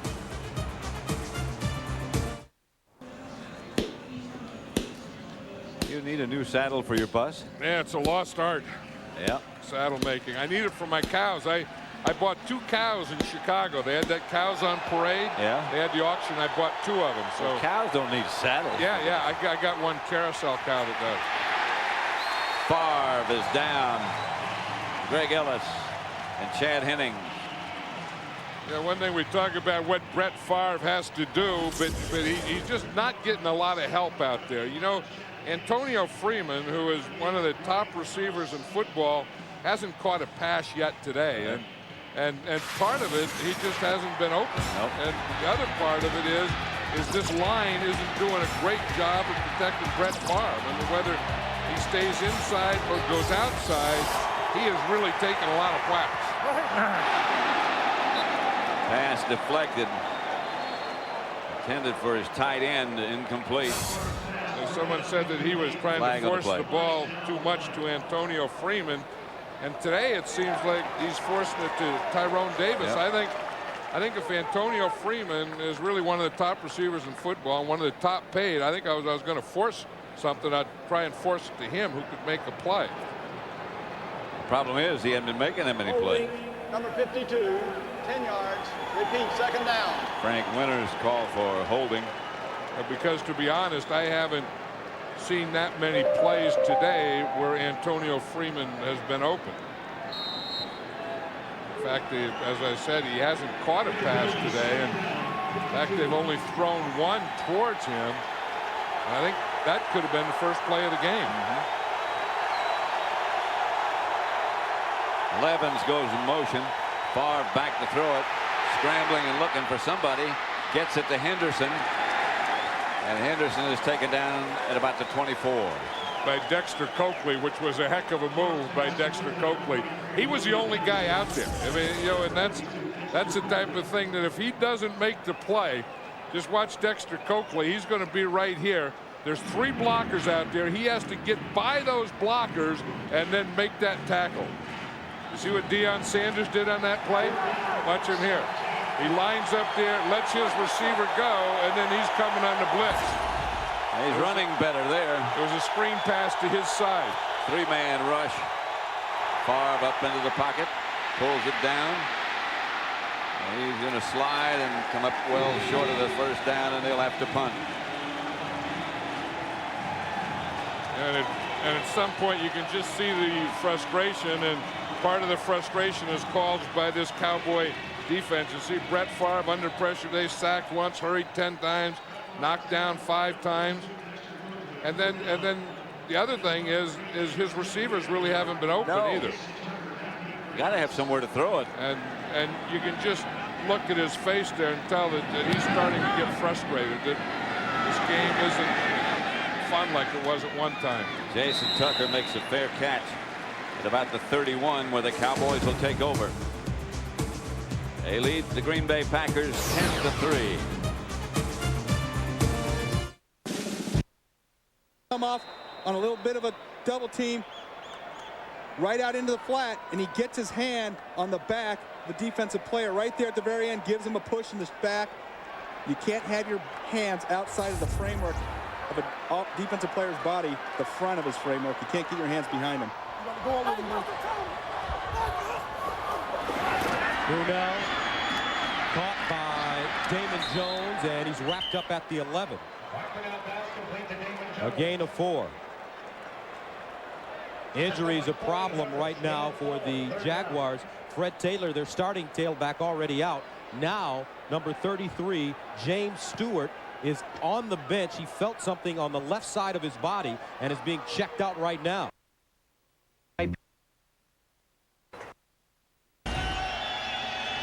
John Jett going to try it again. Matt Cody backs up. You are my brother. You are my sister. You are brave. And full of courage. You're my son. You are my daughter. You're a peacekeeper. I am proud of my country and its flag. You stand tall. You make me proud. You keep your promises. You keep me safe. You're my hero. And you keep freedom alive. For I am an American soldier. The truth will either change Agent Mulder. I thought that you died for my quest. Clearly, I'm alive. Or destroy him. What are you doing to me? I'm giving you a choice, life or death. The powerful conclusion to the season premiere. Take my hand, Fox. I am your father. The X-Files, an all-new episode tonight at 9/8 Central on Fox. Dallas 10, Green Bay 3. Pat Summerall, John Madden at Texas Stadium. Here's where Larry Allen got hurt when Gilbert Brown rolled up on him. There is a player right there. And they were taking him in there to check his right knee.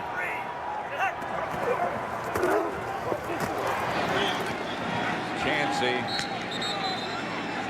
straight ahead, not much.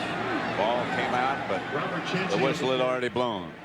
I think if Chancey gets it going, he's going to get through there, and if there's not a hole there, he's just going to run into a line. Look at the total yards by quarters. Again, Dallas winning the first quarter, Green Bay winning the second quarter, then Dallas coming back again and winning the third quarter.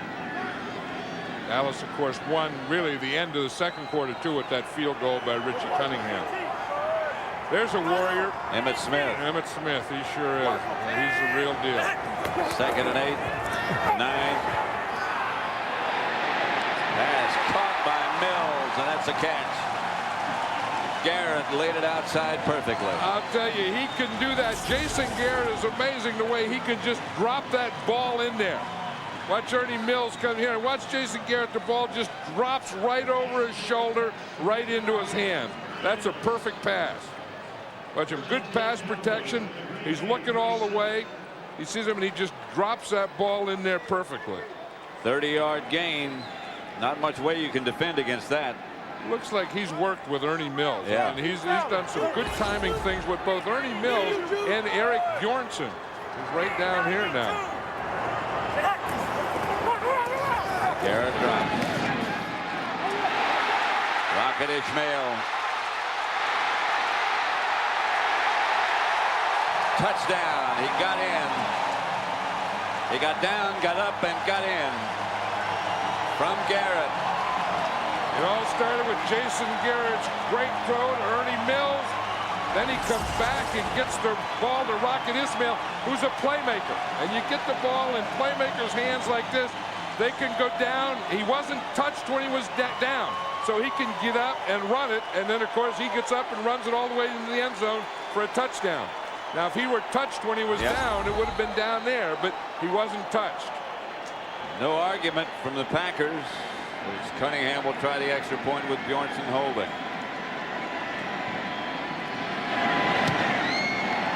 And the extra point is good, and the Cowboys lead it 17-3.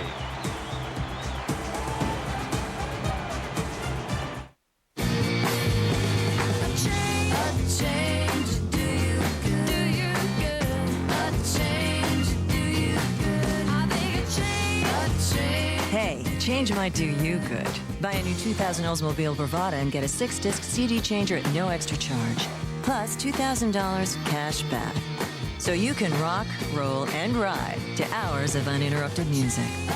Get down to your Oldsmobile dealer today and start something loud.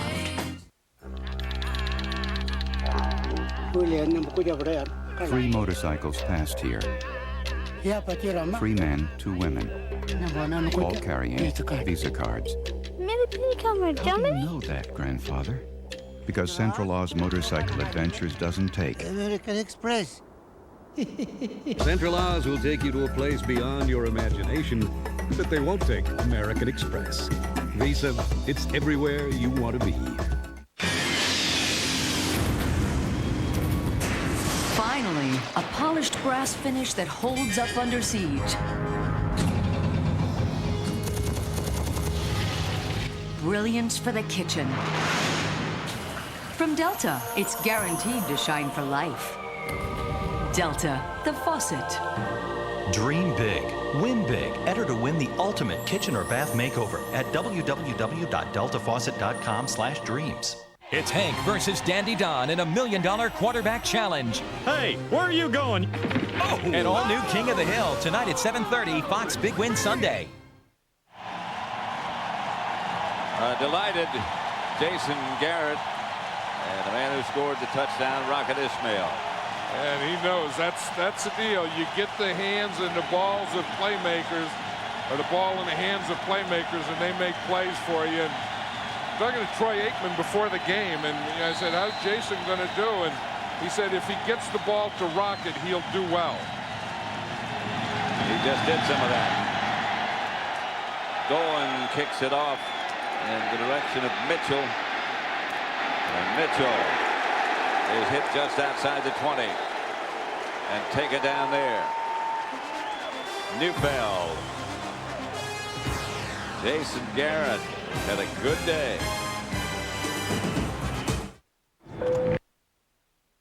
Ball started at their own 43. That is tremendous field position, and just the job this Baltimore defense has done. They've risen to the occasion today. Play action, Banks dumps it, DeLongs, and he goes down at the 35, whacked by Fernando Bryant. And how about Fernando Bryant, a rookie cornerback, just Nice finish by Aeneas Williams. The two-point conversion fails. Still, the Lions get the touchdown. Closes the gap to within 10, 77 yards. Gus Frerotte to Jermaine Crowell. This year, I'm passing out more books. Because in this business, did I mention, persistence pays off. You're in good hands with Allstate. Mine.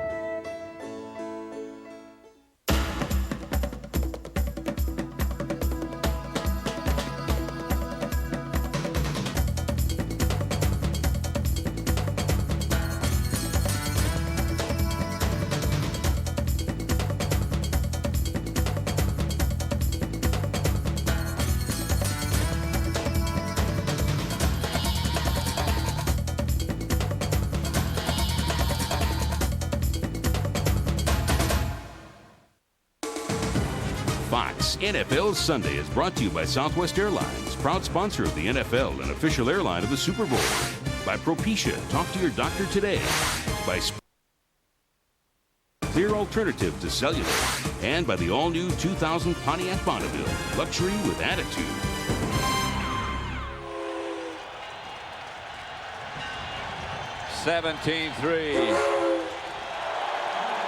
Mrs. Jason Garrett, Brill, his wife. You think she's not relaxed? No, she's not relaxed. She had a smile there and 2 thumbs up, but she's nervous as heck, and she won't be relaxed until this game's over. I'll guarantee you that. Jason said she didn't give me any advice about where to throw it or who to throw it to. Well, that was yesterday morning. I mean, he could have gotten some advice since then, but Jason Garrett is a football player. I mean, he comes from a football family. His dad was a coach. His dad's a scout for the Cowboys. His brothers played in college and pro, and there's one brother in coaching in the pros. And his dad coached me. Here's Dorsey Levin. Right now for an update, let's return to James Brown in Los Angeles. Hey, Pat, Arizona's Michael Pittman has scored on a 58-yard touchdown run to make it 23-7 Arizona, but on the next play from scrimmage, Gus Frerotte finds Jermaine Crowell, who beats Aeneas Williams. The flag was pass interference on the defense, 77 yards to pay dirt. Two-point conversion failed. It's 23-13 Arizona. Back to Pat Summerall and John Madden. who would have thought that one, huh? That Arizona would be beating Detroit? Who would have thought? George Teague. He's in obvious pain.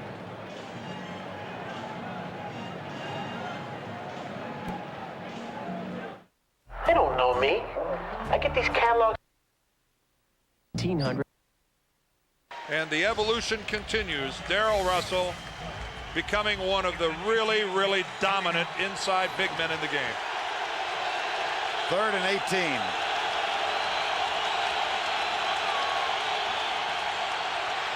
Screen pass caught by Stevens.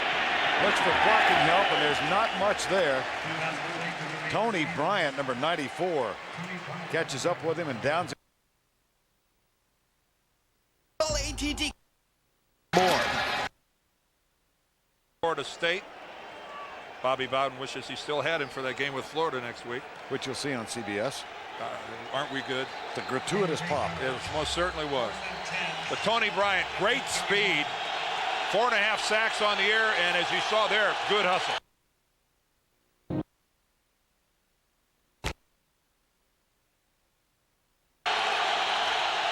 Bring 3, drop 8.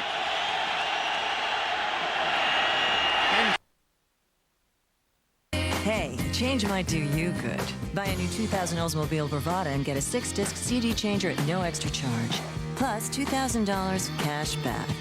so you can rock, roll, and ride to hours of uninterrupted music. Get down to your Oldsmobile dealer today and start something loud. 4.5 minutes left in the third quarter. The Cowboys 17-3 lead Green Bay.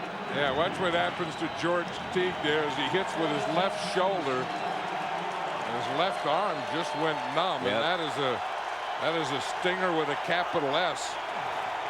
Here's Favre back to throw it and throws it. Yep, same old thing, drop balls. That was to Bradford. Should have been caught. You know, they still haven't completed a pass to Antonio Freeman. That's unbelievable. And they still haven't converted a third down, the Green Bay Packers. So that's the thing. I mean, they don't have the offense. They don't have the consistency. They don't. And to me, they don't look like they have a lot of urgency about it. No. I'm sure they have to care. I don't want to say they don't care, but I don't feel a sense of urgency in this Green Bay Packer team. Bar drop.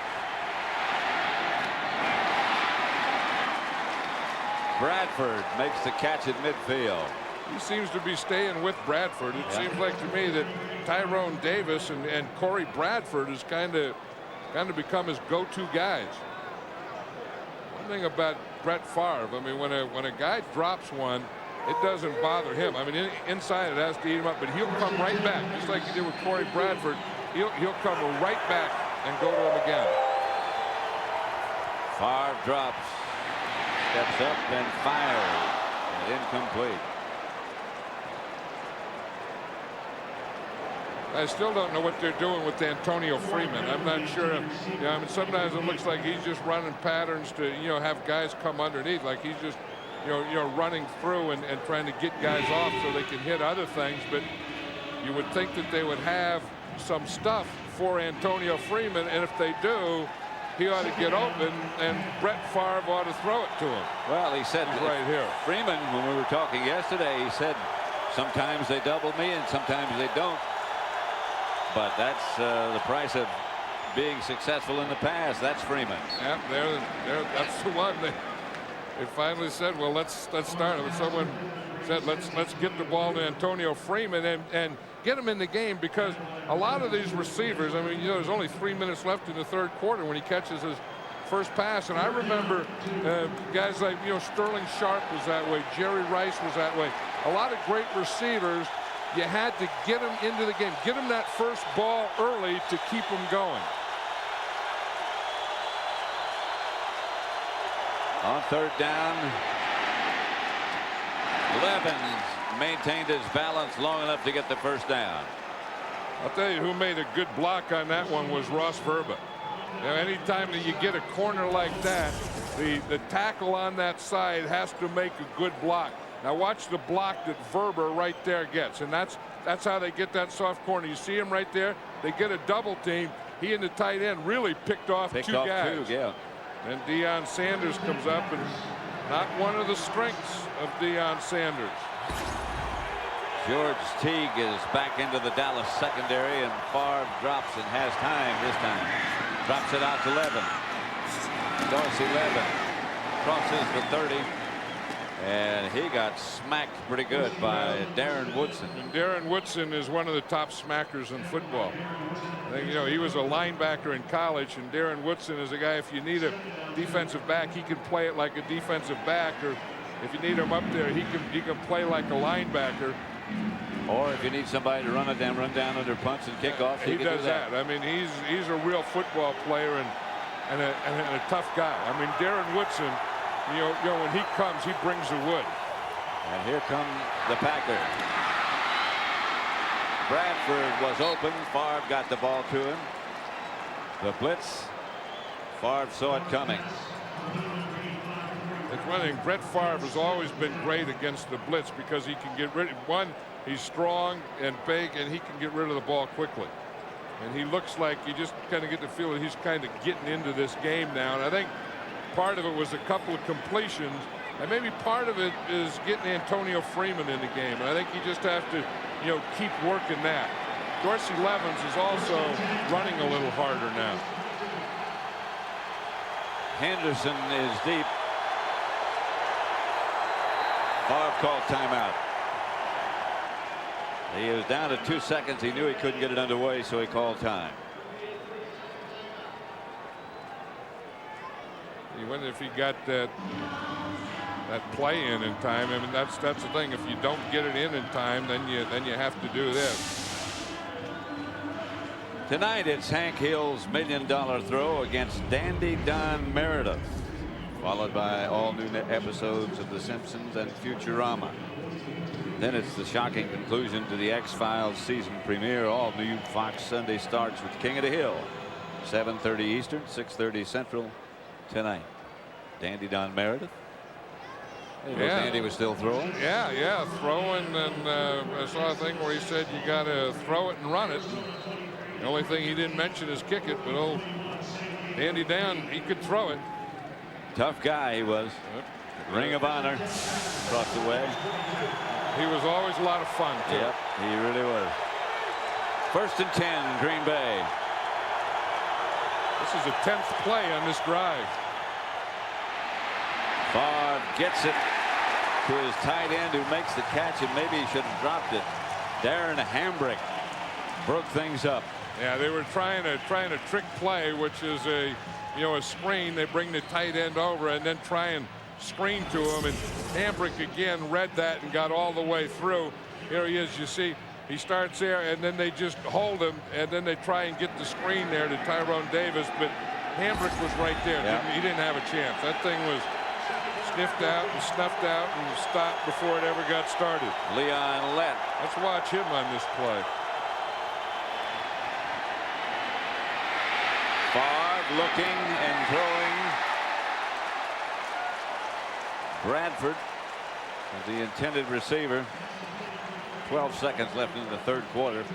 Yeah, I watched Leon Lett, and as we talked about, he was suspended for 8 games for substance abuse, and this is his first game back. And just watching him practice and stuff, he's lost about 15 pounds. Yeah. I mean, he looks more like a basketball player. He's tall and thin. A lot of guys, when they don't play, they gain weight. They come back and they have to lose weight. Leon Lett looks like he has to gain weight. Well, he's been playing basketball. This is a big third down play here. Here comes the blitz. Favre gets it. Throws incomplete. Intended for Freeman. Broken up. Deion Sanders was nearby. Amazing, Deion Sanders. I mean, I thought that he couldn't play in this game. Here he is. He's playing off. He's playing off. He gets to jump in there, and Antonio Freeman, and just gets that right hand in there and knocks it out of there. I mean, just at the right time. This guy's amazing. I mean, I had said earlier, there's no way he could run. There's no way he should be playing. He has a pulled hamstring, a pulled groin, and Antonio Freeman can't beat him on that play. Kick is blocked from 44 yards away. Picked up by Hambrick.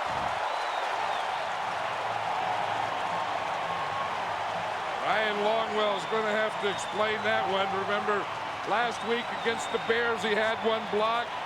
He said it wasn't too low. Ray Rhodes said it was.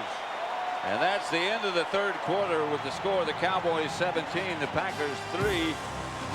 Fox NFL Sunday from Texas Stadium will continue after a word from your local Fox station.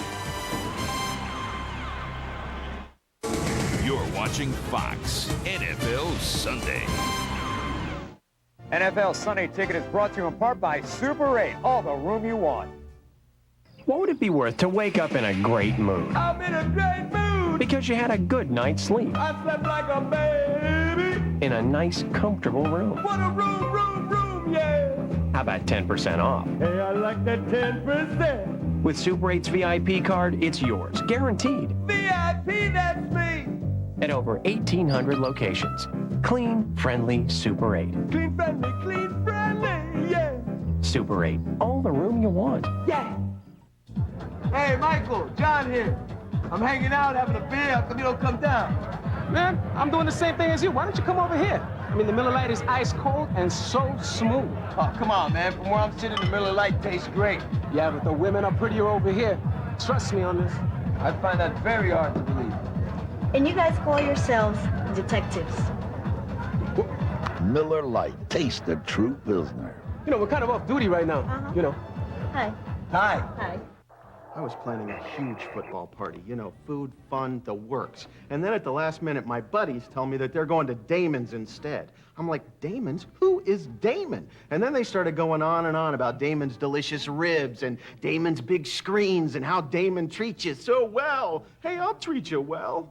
I got a lot of love to give. I'm a giver. Try our award-winning ribs, the Big Burger, or a grilled chicken breast salad for lunch at Damon's.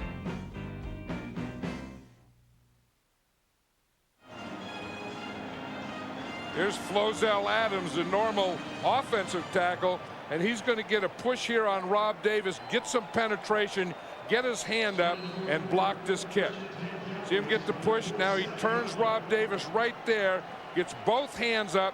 I think that kick was a little low, though. I think it was, too. It hit Flozell Adams in the right hand. Now that's the third kick that Ryan Longwell has had blocked in the last 3 games.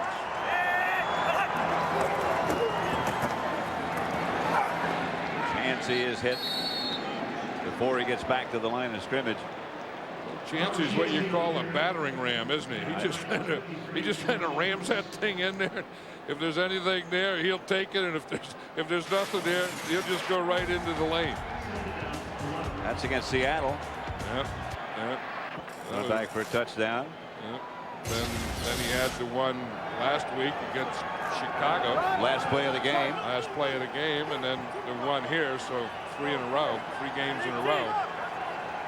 I think, from what I've seen, it's just a little too low. The trajectory is too low. Ismail knocked out of bounds. Hit by Tyrone Williams, Bernardo Harris. Hackett Ismail was sure a good pickup for the Dallas Cowboys. I mean, they needed someone for years to play that opposite side, you know, from Michael Irvin, and then he becomes a playmaker, and they have different ways to get the ball in his hands. We see him, obviously they throw it to him, and then they hand it to him. They run him to him on a screen, and here's a reverse. You fake to the back and hand it to Rocket coming the other way. He's a big part of their game plan, getting the ball to him in a lot of different ways. He's been replaced by Jeff Ogden as he stayed down after he was hit. Garrett. Incomplete. Ogden couldn't find a handle. You know, I was watching the Monday night game, and the Troy Aikman had a wristband on, and I asked Jason Garrett if they were going to use a wristband tonight or today, and he said, heck no, they hate that. That what happened is their communication went down Monday night, and it didn't work from the sideline to the helmet, so they had to wear the wristbands where they had all the plays on. Some teams will go to signals. Chan Gailey is a coach, and in that situation uses wristbands. It's just the wristband has just a list of all the plays that he might call. Dolan. Cowboys cover it well and knock it back in the field of play. Jeff Ogden was down and batted it backwards, and so the Green Bay will have a long way to go.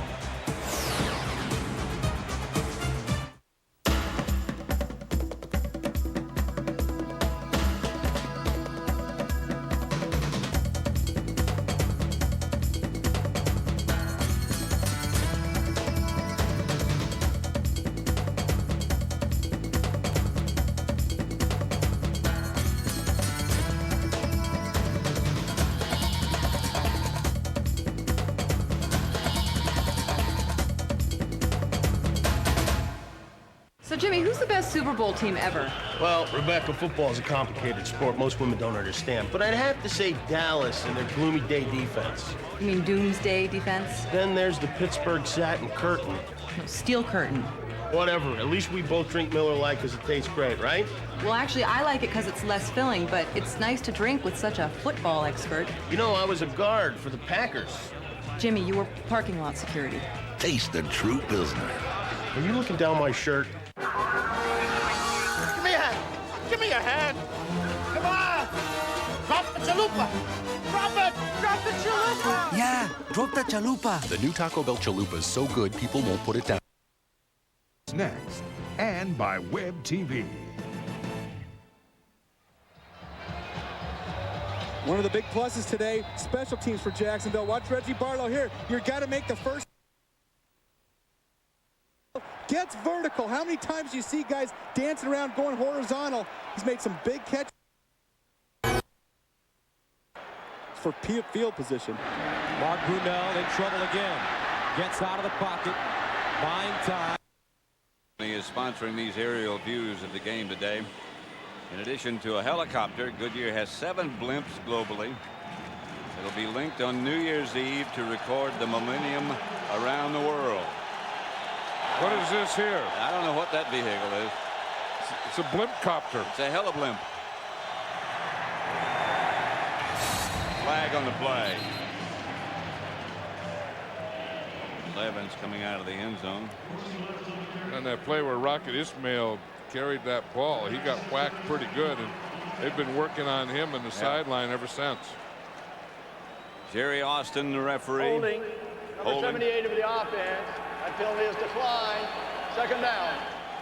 Penalty decline. That's Ross Verba. You know, the thing that they have to watch out for now is when you throw in the end zone and you pass protect in the end zone, if you hold in the end zone, it's a safety. It's a safety, right. Brett Favre drops into the end zone. Throws outside. Incomplete. Dorsey Levens, I think, was the intended target. You can see that they're still working over there on Rocket Ismail, and this is where he got it. I mean, he got hit right there by Bernardo Harris, and I don't think he could get his hands down, and he may have gone head first into the turf. He did. They're holding up 2 fingers. Yeah, and they've been checking him. Yeah. I mean, they've had the doctors, the trainers over there. They've been checking him ever since that play. That must mean he's okay when you pat him on the shoulder. You can count to 2. Well, you can say 2, but even if you can't, you always guess 2. Favre has the ball batted down, and the Cowboys.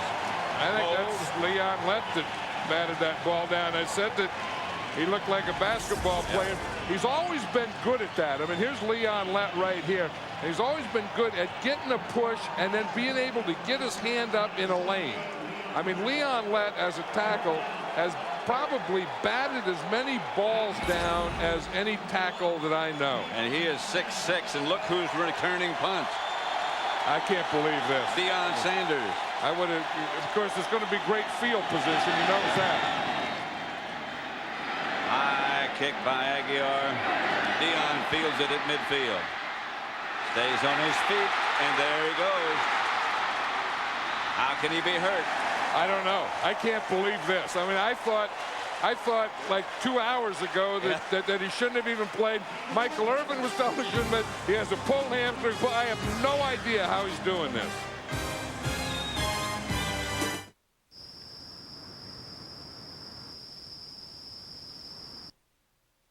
In Miami history, we saw Ray Lewis last night. We told him the story, and he laughed, kind of humble. Emphasizes the point Dan made about the MVPs in this game. Well, keep in mind that is against the San Diego team that was giving up only 84 yards a game all year. Harbaugh down at the 45. And stop and think about it. Rob Burnett with the tackle. And here comes Mike Hollis. The Lions were called for an illegal substitution, which was a 1st and 5. Pittman got a 3-yard gain, and they wanted to find out exactly where the ball was spotted. That was the confusion 2 plays ago, and now this is this play, yeah. Well, Aaron Graham was just late getting that ball up. Everybody else was moving. Wasn't really on L.J. Shelton. So after all the penalties, figuring out where the chains go and everything else, it's now 2nd and 7 from the 36-yard line.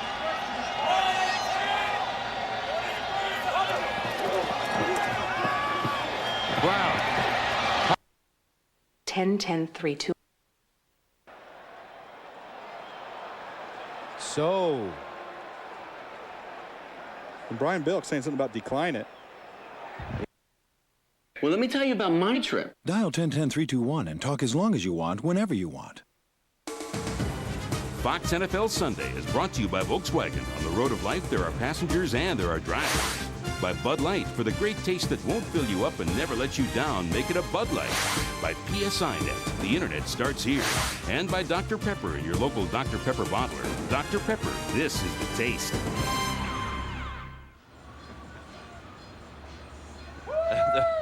That the kind of cows you bought? I bought big old cows like that. But, you know, you can see those two horses in front, and you know why they keep going, don't you? You don't want an abrupt stop right about there. We talk about Deion Sanders. You see, he got his that knee wrapped up now. What else can be hurt? Or that could be the bottom of the hamstring. Chansey.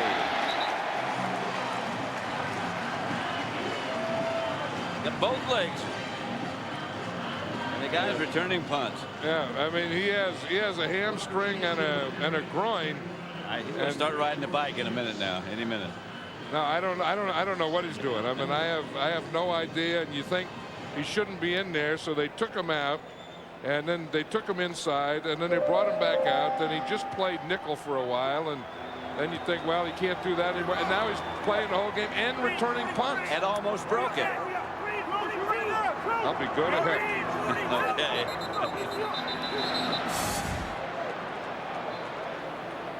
Packers saying someone moved. 67. They're saying Eric Williams. 5 yards.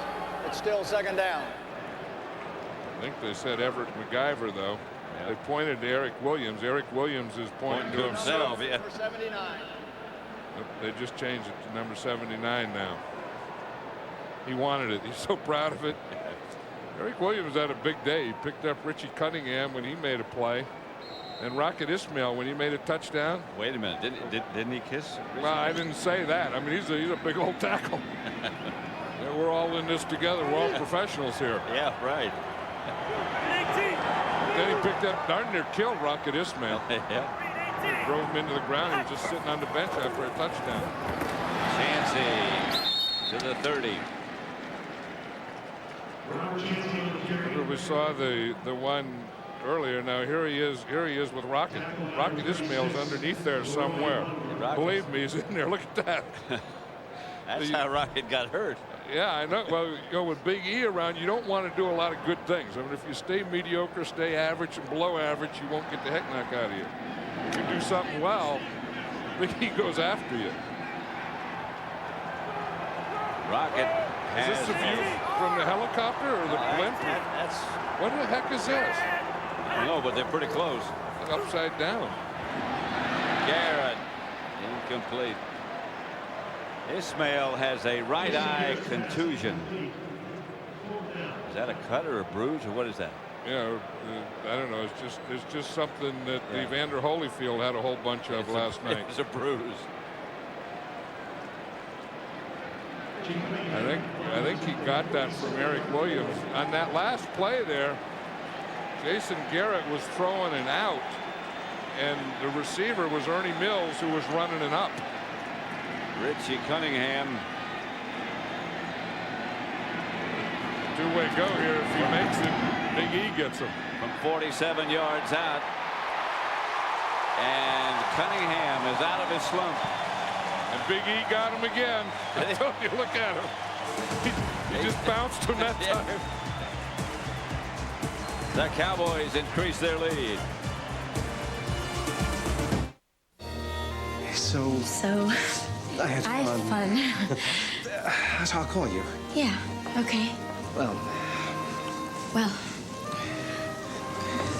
Hey. Next time I'll remember to bring enough cash for both of us. Next time, use the Visa check card instead of cash.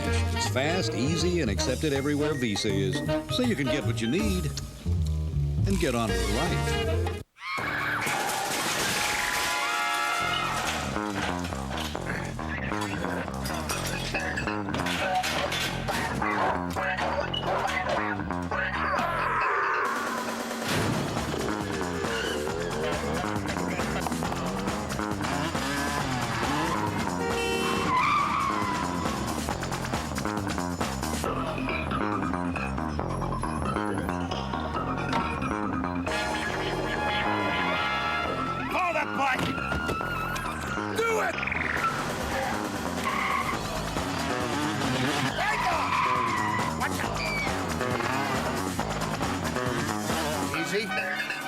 Easy.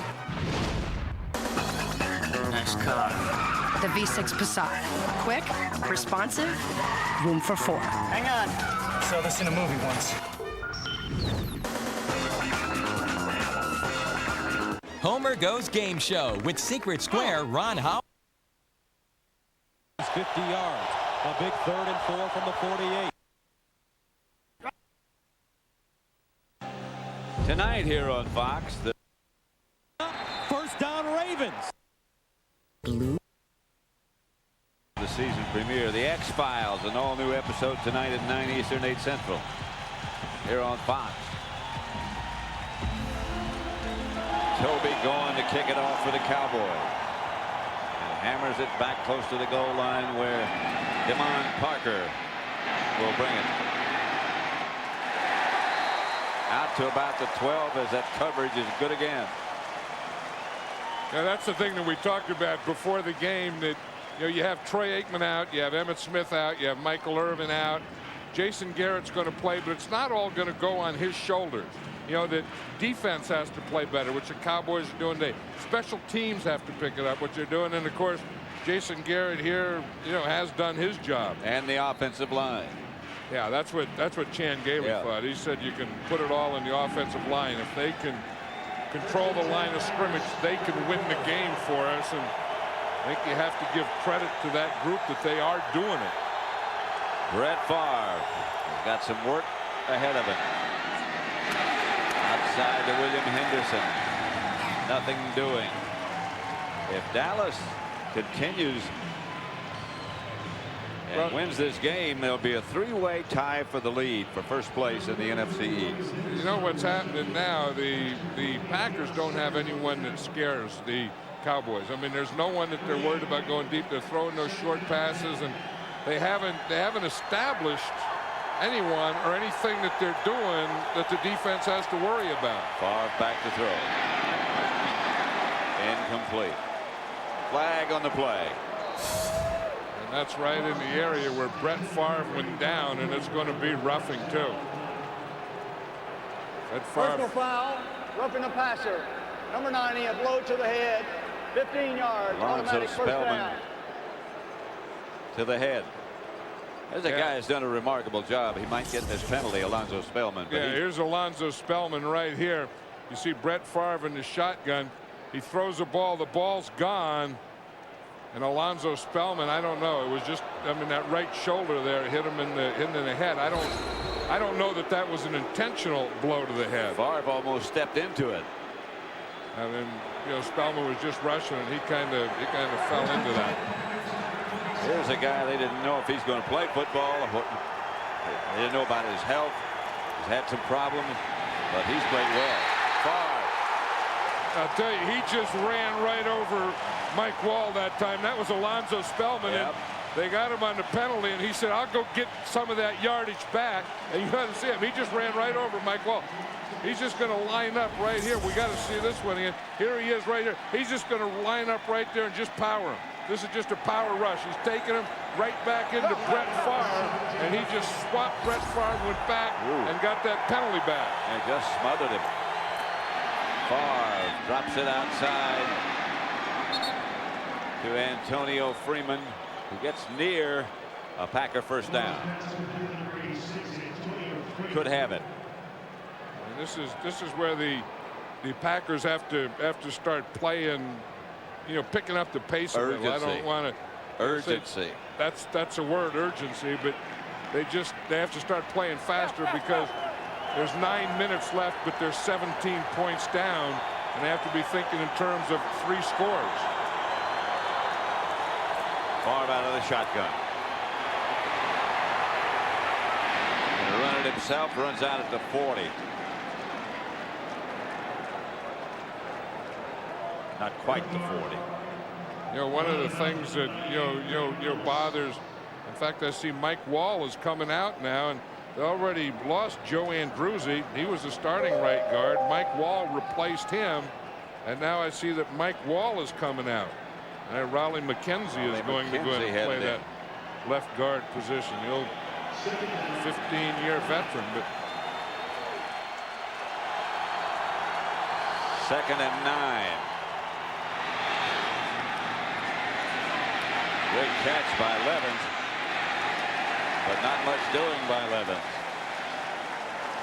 Got back to the line of scrimmage, and that's about it. Brett Favre lost his shoe. I mean, now he's going to, he doesn't want to take too much time putting that shoe on. Shoe on without untying. Oh, no, you can't untie it because he's going no huddle. See, so he's going no huddle, but you have to go get the shoe on first. But you got to untie your shoe if you're going to put it on, correct? No. Favre, pass caught by Freeman. Gets into Dallas territory at about the 43. Again, because he's looking at this right up here, 7:38, down by 17 points, needs 3 scores, and you can't be huddling up and worry about tying your shoes. You got to get up there and make some plays. And and as Hank Stram used to say, matriculate the ball down the field.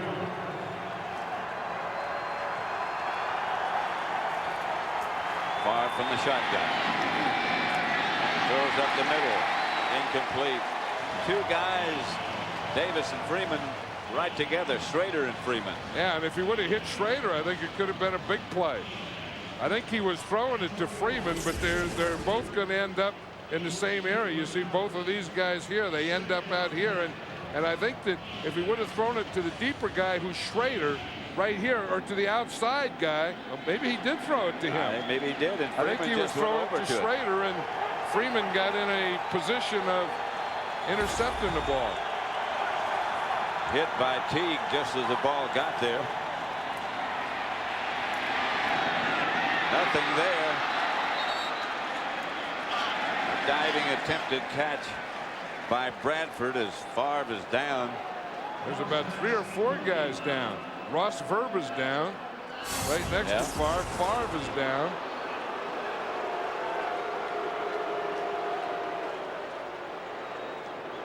I don't know. That looked like that ball hit the ground. Bounces off 2 defenders. Bradford dives. Yeah, no, the ball hit the ground. Yeah.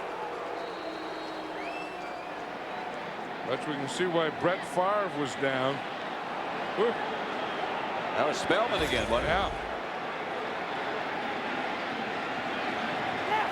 Alonzo Spellman is really, they didn't know what to expect when he came to the Cowboys. Well, and then they moved him to a different position from end to tackle. He's been a heck of a tackle. Favre, pass. Schrader, the intended receiver. At some point, the Packers are going to have to talk about how good they are. I know I talked to Ron Welk before, and he said he can't believe it. I mean, he thought that they had enough good players to get the job done this year, and he said, I mean, he's perplexed at what happened, why they're not doing it. And, I mean, I see their line isn't blocking or dominating. They're not running the ball effectively. I don't think the receivers get open. And, of course, Brett Favre, whatever you say, has not been Brett Favre. Well, those are 4 pretty good reasons you just listed. And their defense can't stop the run. That's 5. The pass is to Antonio Freeman, who jumps. Touchdown. Freeman from Favre, and finally they get it into the end zone. Yep, they needed 3, and they got 1. So now Brett Favre is thinking there, that's just part of the job. I still got 2 more. They got the 1, and now they're going to have to go and get 2 more. I mean, Brett Favre can do anything with that ball. I mean, it can be up, it can be properly done, it can be improperly done. He can throw it from any angle. They're going to go for 2, huh? No, they're going to extra point. They're kicking the extra point here. The interesting thing is going to be, because they need 2 scores, whether they go for the onside kick or not. That's going to be the interesting thing. I think there's too much time left. Longwell's extra point is good. And it's 20-10. Dallas over Green Bay. They have that extra timeout right now. 2nd down and 8 from the 35. McCardell in motion. Brunell rolls. Brunell. And he gets out of bounds. Tried to stay in bounds, but couldn't. Rob Burnett pushed him out of bounds. And the clock stops with 2:17 to go. And you see Mark Brunell getting close to the sideline. He's got to slide right there. He sees pressure. Get down. You got to just slide, Mark. He knows. knows that. He's getting close to the sidelines. He thinks about it. Then he's trying to keep his feet in and duck. Rob Burnett does a great job getting his hands on the back of Mark Brunell's jersey, dragging him out of bounds. A timeout. Huge play defensively. 3rd and 8 from the 35. They have to go to the 44 for a first down. 4-receiver package. Make it a 5-receiver package. Brunell out of the gun. Mark Brunell caught Jimmy Smith. First down.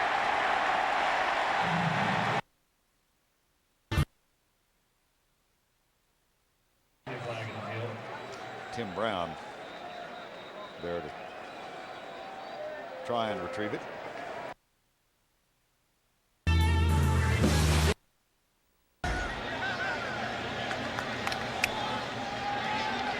Owezeke back to take the punt from Scott Player. Cardinals running this clock down now, eating as much clock as possible.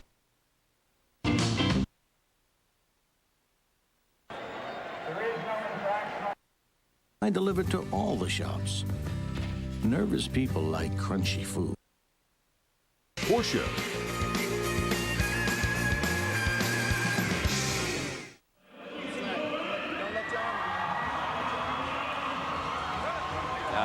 You talk about, I guess you call this a sport, bull riding. You got to stay on for 8 seconds. Yeah, doesn't the guy say something like that just before he leaves, like give me 8 or something? Something like that. You mean before he leaves the gate or before he leaves the bull? Leaves the gate. Flag on the play. Jason Tucker is finally cut down. There's a flag way back. Jason Tucker is going to be a player of the future of this Cowboy team too. That penalty is going to be against the Cowboys and come back. Holding number 44 during the run back. 10 yards. First down. Jason Tucker can make some plays because he has that speed. He, as a wide receiver and also as a kick return guy. You want to see that whole ride for 8 seconds? That has to be the longest 8 seconds in your lifetime. He made it. He made it. And he hit his feet. He never, I mean, he jumped off that thing and hit his feet. That's a good ride. Or a very calm bull. I'm not sure which. I wouldn't call the bull calm. Have you ever seen a calm bull? Not face to face. No. I don't think they make calm bulls. Jason Garrett gives to Robert Chansey.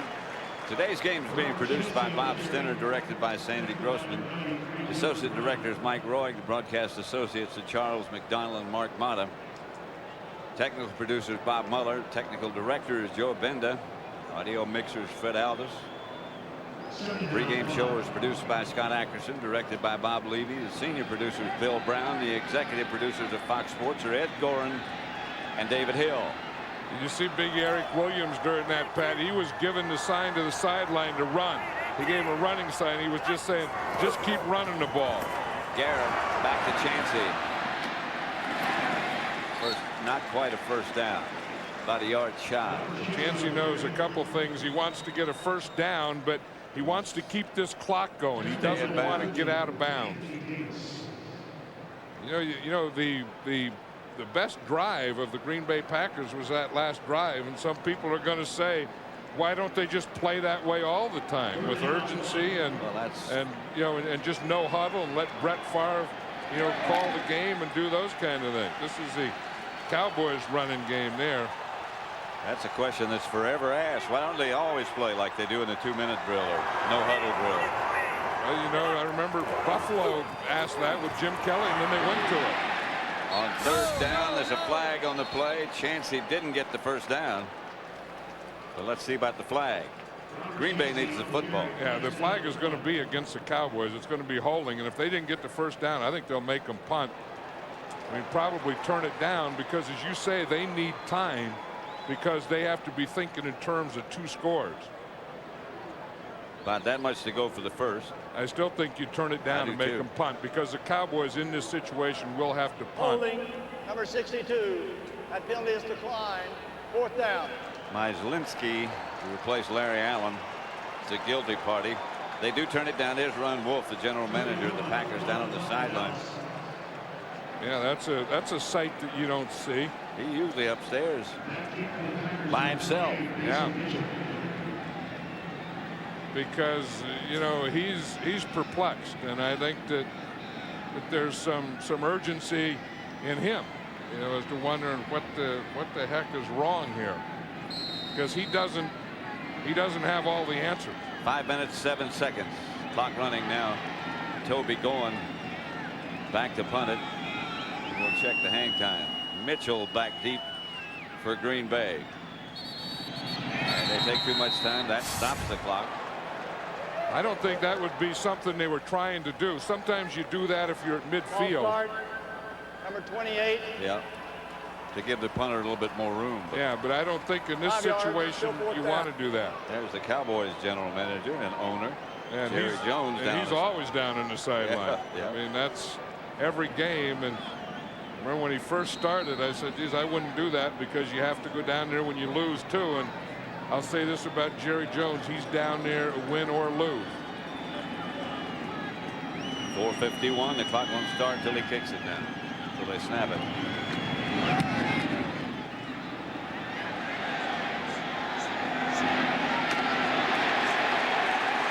The coverage is excellent. Neufeld. Tonight on Fox, the truth will either change Agent Mulder or destroy him. Don't miss the powerful conclusion to the season premiere of The X-Files. An all-new episode tonight at 9 Eastern, 8 Central on Fox. Raleigh McKenzie, 15 years, still playing guard. Yeah, and his brother Reggie McKenzie, you know, also played in the league and works for the Packers in the scouting department. And I defy you to be able to tell them apart. Nope. Here's Brett Favre. The pressure is on and Favre is down. The heat put on by Kavika Pittman. That was Kavika Pittman. He comes from that left side over Earl Dotson, and again I think that was part pass rush and part coverage because there was no one open for Favre to get the ball away too quickly. Favre is given audible signals and hand signals. And he operates out of the shotgun and throws upfield incomplete. Intended for Corey Bradford.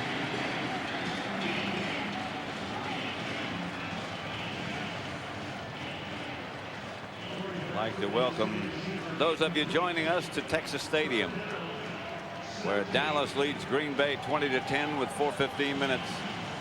4:15 left to play. It's 3rd and 17, and Green Bay getting close to the desperate stage. Brett Favre, shirt tail out of the shotgun. Pressure comes. Chased by Pittman. Throws to Dorsey Levin. 11 is stopped shy of the 45. He doesn't get back to the original line. Tripped up by Deion Sanders. And Deion Sanders has been an amazing story Really, today for those that are just joining. He has a pulled hamstring, a pulled groin.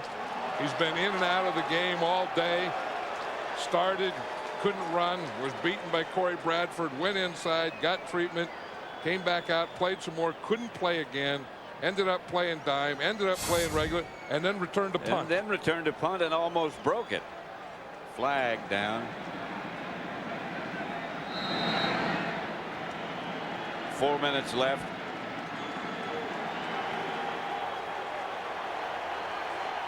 This is a first down. Yeah, it was defensive holding. Oh, I didn't see what that. it was, and that's automatic first down. Pass is underneath to Schrader, who moves the sticks. Does not quite enough to move the sticks. That would have been 4th down, but, but that defensive holding penalty was a big one against the Cowboys. Well, that I missed. 2nd and 1 here. Favre, and here comes the penalty marker again. Prior to the snap, false start, number 78. False start, that's Ross Verba. Yeah. These are tough situations when you're on the road, you're behind, you can't hear all the snap counts, you're going no huddle, and all those types of things. It's tough for a tackle. Here's Ross Verber. You see, he just moved a little to look outside. He knows he has a tight end on his side. The pass rush was outside the tight end, but that's a guy he had to block. Like right here, that's a guy he has to block. To Levens. A good tackle by Dexter Coakley. Wrapped up Levens. Why do you think that the Packers can't beat the Cowboys in Texas? I think that the Cowboys just had their number, and I think today the Cowboys are a better team. I think they played better today. Favre gets the pass up the middle to Antonio Freeman, who gets down to the Cowboy 35. The clock is under 3 minutes now. There's a couple things here that the Packers can think of. Is they need 2 scores, so they need a combination of a touchdown and a field goal. So they can take the field goal once they get in field goal range, then go for the onside kick, and then try and go for the touchdown. If they can get the field goal without having it blocked again. Dorsey Levens is cut down for nothing. Yeah, so now the Packers have to take a timeout. Yeah. That was a big tackle and a big misplay by the Packers not getting out of bounds. For those of you who joined us just a few moments ago, here's the scoring plays today. Here are the scoring plays. Jason Garrett, who started in place of Aikman, to LaFleur. Rocket Ismail. A pass from Garrett.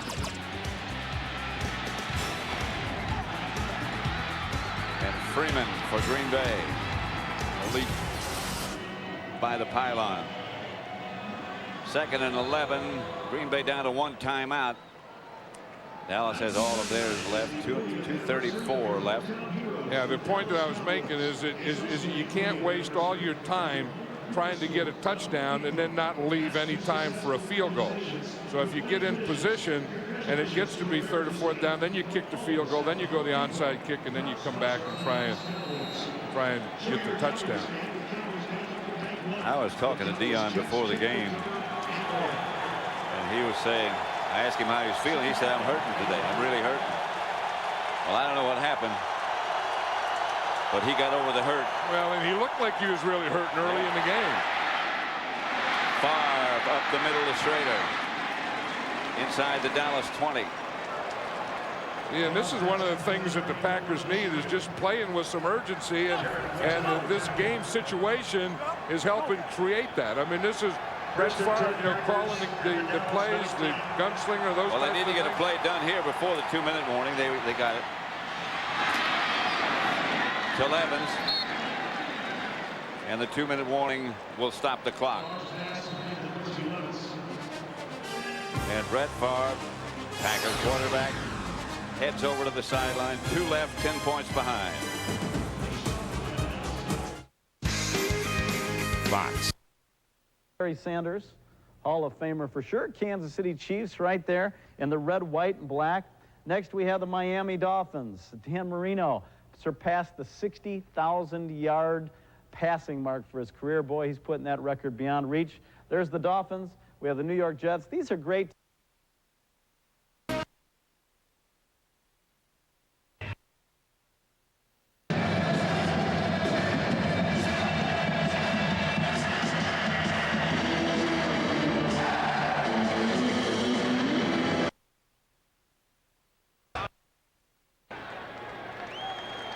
Is that fair?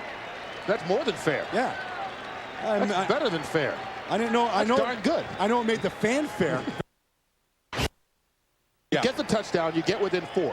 You kick the extra point, it's 23-20, only 5.5 minutes left. You may not get good field position, but you... Validate. Number is H43851, $19.75. For more officially licensed NFL merchandise, tune into QVC Monday nights. Been aggressive with the ball, and they've been trying to put the pressure. Marty! Hey, Marty! Who buys this stuff? It stinks! Well, Fletcher, the people who buy that stinky cheese also buy 92% of the miniature vegetables we sell. Wow, look at the margins on miniature vegetables. How can he know that? He's just making it up. No, I'm not. The truth could change Mulder. You're dead. Clearly, I'm alive. Or destroy him. I'm your father. The X-Files, an all-new episode tonight at 9 on Fox. 2 minutes left at Texas Stadium. Green Bay down to the Cowboy 13-yard line, 2nd and 4.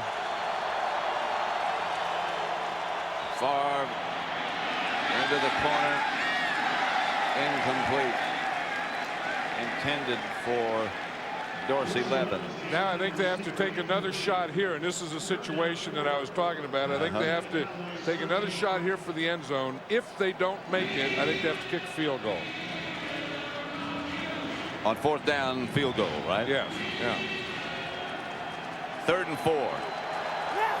If they don't get it first, they got to go for the field goal. I would think with the time, I think they have to go for the end zone. Yeah. No. Whoa, That they didn't do. Oh no. I have no idea what that was all about. I mean, they aren't going to go for the field goal, but I mean, you know, running the ball in that situation and keeping the clock going, I don't know what that. I agree with the play. I would have taken a shot in the end zone. If that didn't work, I'd kick the field goal like they're doing here.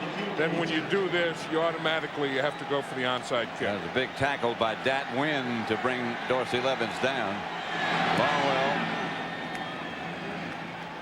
drills the field goal. A minute 21 left. 20-13 right now. For an update, let's return to James Brown in Los Angeles. Hey, Pat, second-year running back Michael Pittman of Arizona has 136 yards on the ground, but he coughs up the ball right here. Terry Fair of Detroit picks it up, takes it 35 yards for the score to narrow the gap to 23-19 with 4:29 left in that game. Time permitting, we'll take you to the conclusion of that contest. Back to Pat and John. Here at Texas Stadium, a minute 21 left. And we're going to have to see, or we will see, I'm sure, an onside kick. Well, that's going to be the biggest play of this game is right now coming up, this onside kick. The Packers, because of their timeout situation, they only have one timeout. They have to go for an onside kick. So then the Cowboys know that. So the Cowboys are going to be in their onside prevent. Well, the Cowboys have got all the hands people over to the kicker's left. Longwell. Because they have more of their cover guys to this side, so you would assume that he's going to kick the ball here. Remember that it has to go 10 yards. It has to go that far.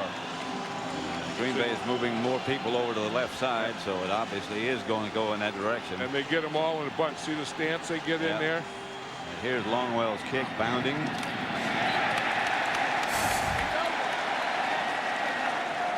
Flag went down. Yep, he'll get to kick it again. There Jones says we got through one of them. Out of bounds, 5 yards, and re-kick. That ball really shot through there, didn't it? Well, it didn't take the bounce. I think they try and kick it into the ground, and then instead of getting the bounce up high, that one just went right on through. So now we'll get the same thing here. You want to hit the ball above the middle in a situation like this and hope you people can get there if it does take that big bounce that John's talking about. But the kicker has to hit the ball above there. He takes another big bounce, and Green Bay, I think they got it. Green Bay got it. Oh, and you don't want a Brett Favre in this situation if you're the Dallas Cowboys. A minute 21 left to play. The onside kick works.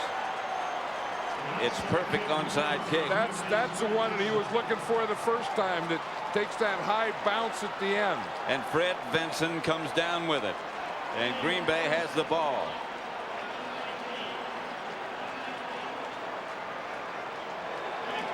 And you think about those Favre comebacks. You have to think about those Favre comebacks that he's engineered 3 times this year. And the clock is stopped now with change of possession. Yep. It'll start with a snap of the ball, and the Packers do have one timeout. Just one. Leon Lett started Ball start. Before. Number 72. But it's on 5 yards. Earl Dotson. Watch Leon start creeping. Well, you see, here's Earl Dotson. Here's Leon Lett out there. You see Leon Lett starts, and Earl Dotson reacts to him. Yep. I don't know that shouldn't have been on Leon Lett, because that was a rule that they changed a couple years ago. That if the defensive guy moves forward and causes you to go outside, it's against him. Took 2 seconds. Favre up in the pocket. Throws incomplete. Corey Bradford going to come down out of bounds anyway, and he's hurt again. Well, Kevin Smith better watch out. I mean, he was over here, and he was on the coverage, then he went over and kind of punched one of the Green Bay guys. That's Kevin Smith here. He's in the coverage, and you see the ball is out of bounds anyway. He just goes right in there and gets a little action with some of the Green Bay players. Bradford is out. Donald Driver has taken his place. A minute 12 left. 2nd and 15. Favre up the middle. Freeman is open. And the Packers get a first down. Do they take their last timeout now? No, not because he has a first down. I think you know that if he wants to stop the clock, he can just throw the ball into the ground. Yeah. If not, he can just call a play. Well, he's already got a play called. Taking his time is Favre, and going deep is Favre, and wide open is, and out of the end zone is Donald Driver. Favre just threw it too far. He was open. And Ray Rhodes was telling us about Donald Driver. He's active for his first game today and does have speed, and he was looking out there, and it's on Deion Sanders. Driver, the free agent rookie, runs right by Deion Sanders. Watch Deion there. All he can do is point that the guy went that way. Woo. Man. Well, Brett Favre keeps that one in the park. That is a touchdown. That's a tie game unless they go for 2. They wouldn't go for 2. And if they've been in this fight all day like this and they get within 1 point, they're going to kick the extra point. 42 seconds left. Favre drops in the pocket and throws to Strader. Strader to the 25. Favre still doesn't want his timeout. Now he's going to spike it. He's going to go spike it. Yeah, he just wants to get everybody. He can't spike it till he gets his whole team up there and gets them set. He tried that Dan Marino play. But I think he told his whole team that he was going to spike it. And then I think, he started to spike. He just wanted to take one peek out there on Deion Sanders' side to see if maybe Deion wasn't going to run. I think he goes and fakes. I think he wants to take one peek out here just to see if anything's going on. Nothing was going on because they were playing the spike play, not the fake spike play. 2nd and 10, 21 seconds left. The Packers do have one timeout. Favre gets it out of there, and the pass is picked off by George Teague, and Teague is headed in the other direction. And he'll go all the way in the other direction. George Teague picked off Favre's pass.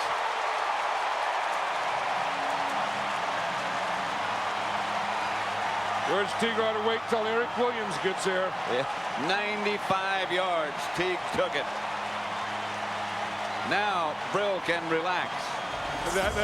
He even let some air out. He was trying to throw the ball on Deion Sanders.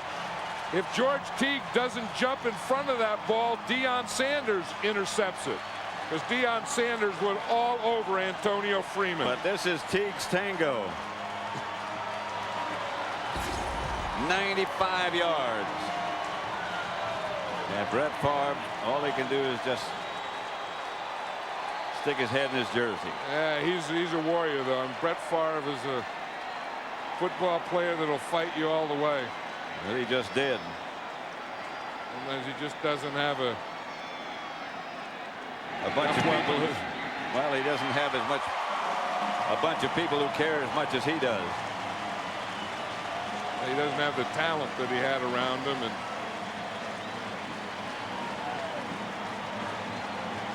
as close to a one-man gang as there is. But, you know, it's one of those things, and it happens right at the end, that has been kind of typical. He hasn't had guys open. Nope. I mean, Deion Sanders had Antonio Freeman step for step. Watch Shan Gailey there. Get back. Get back. Get back. I don't know what he's doing. Is that get back waving the waters?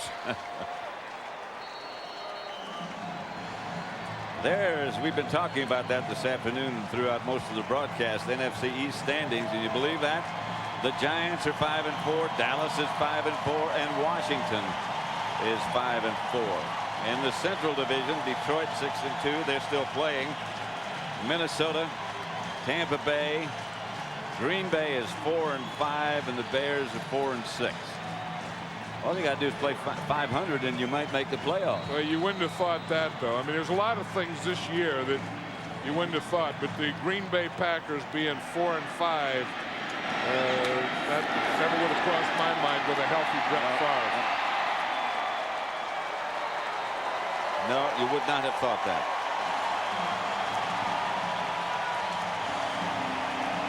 The Cowboys had all those injuries and came back today. 27-13, a big victory for the Cowboys and for that guy, Jason Garrett. He did a whale of a job. Wife is, as she should be, very proud. When we return, we'll take you to the conclusion of the Detroit-Arizona game. But first, these messages.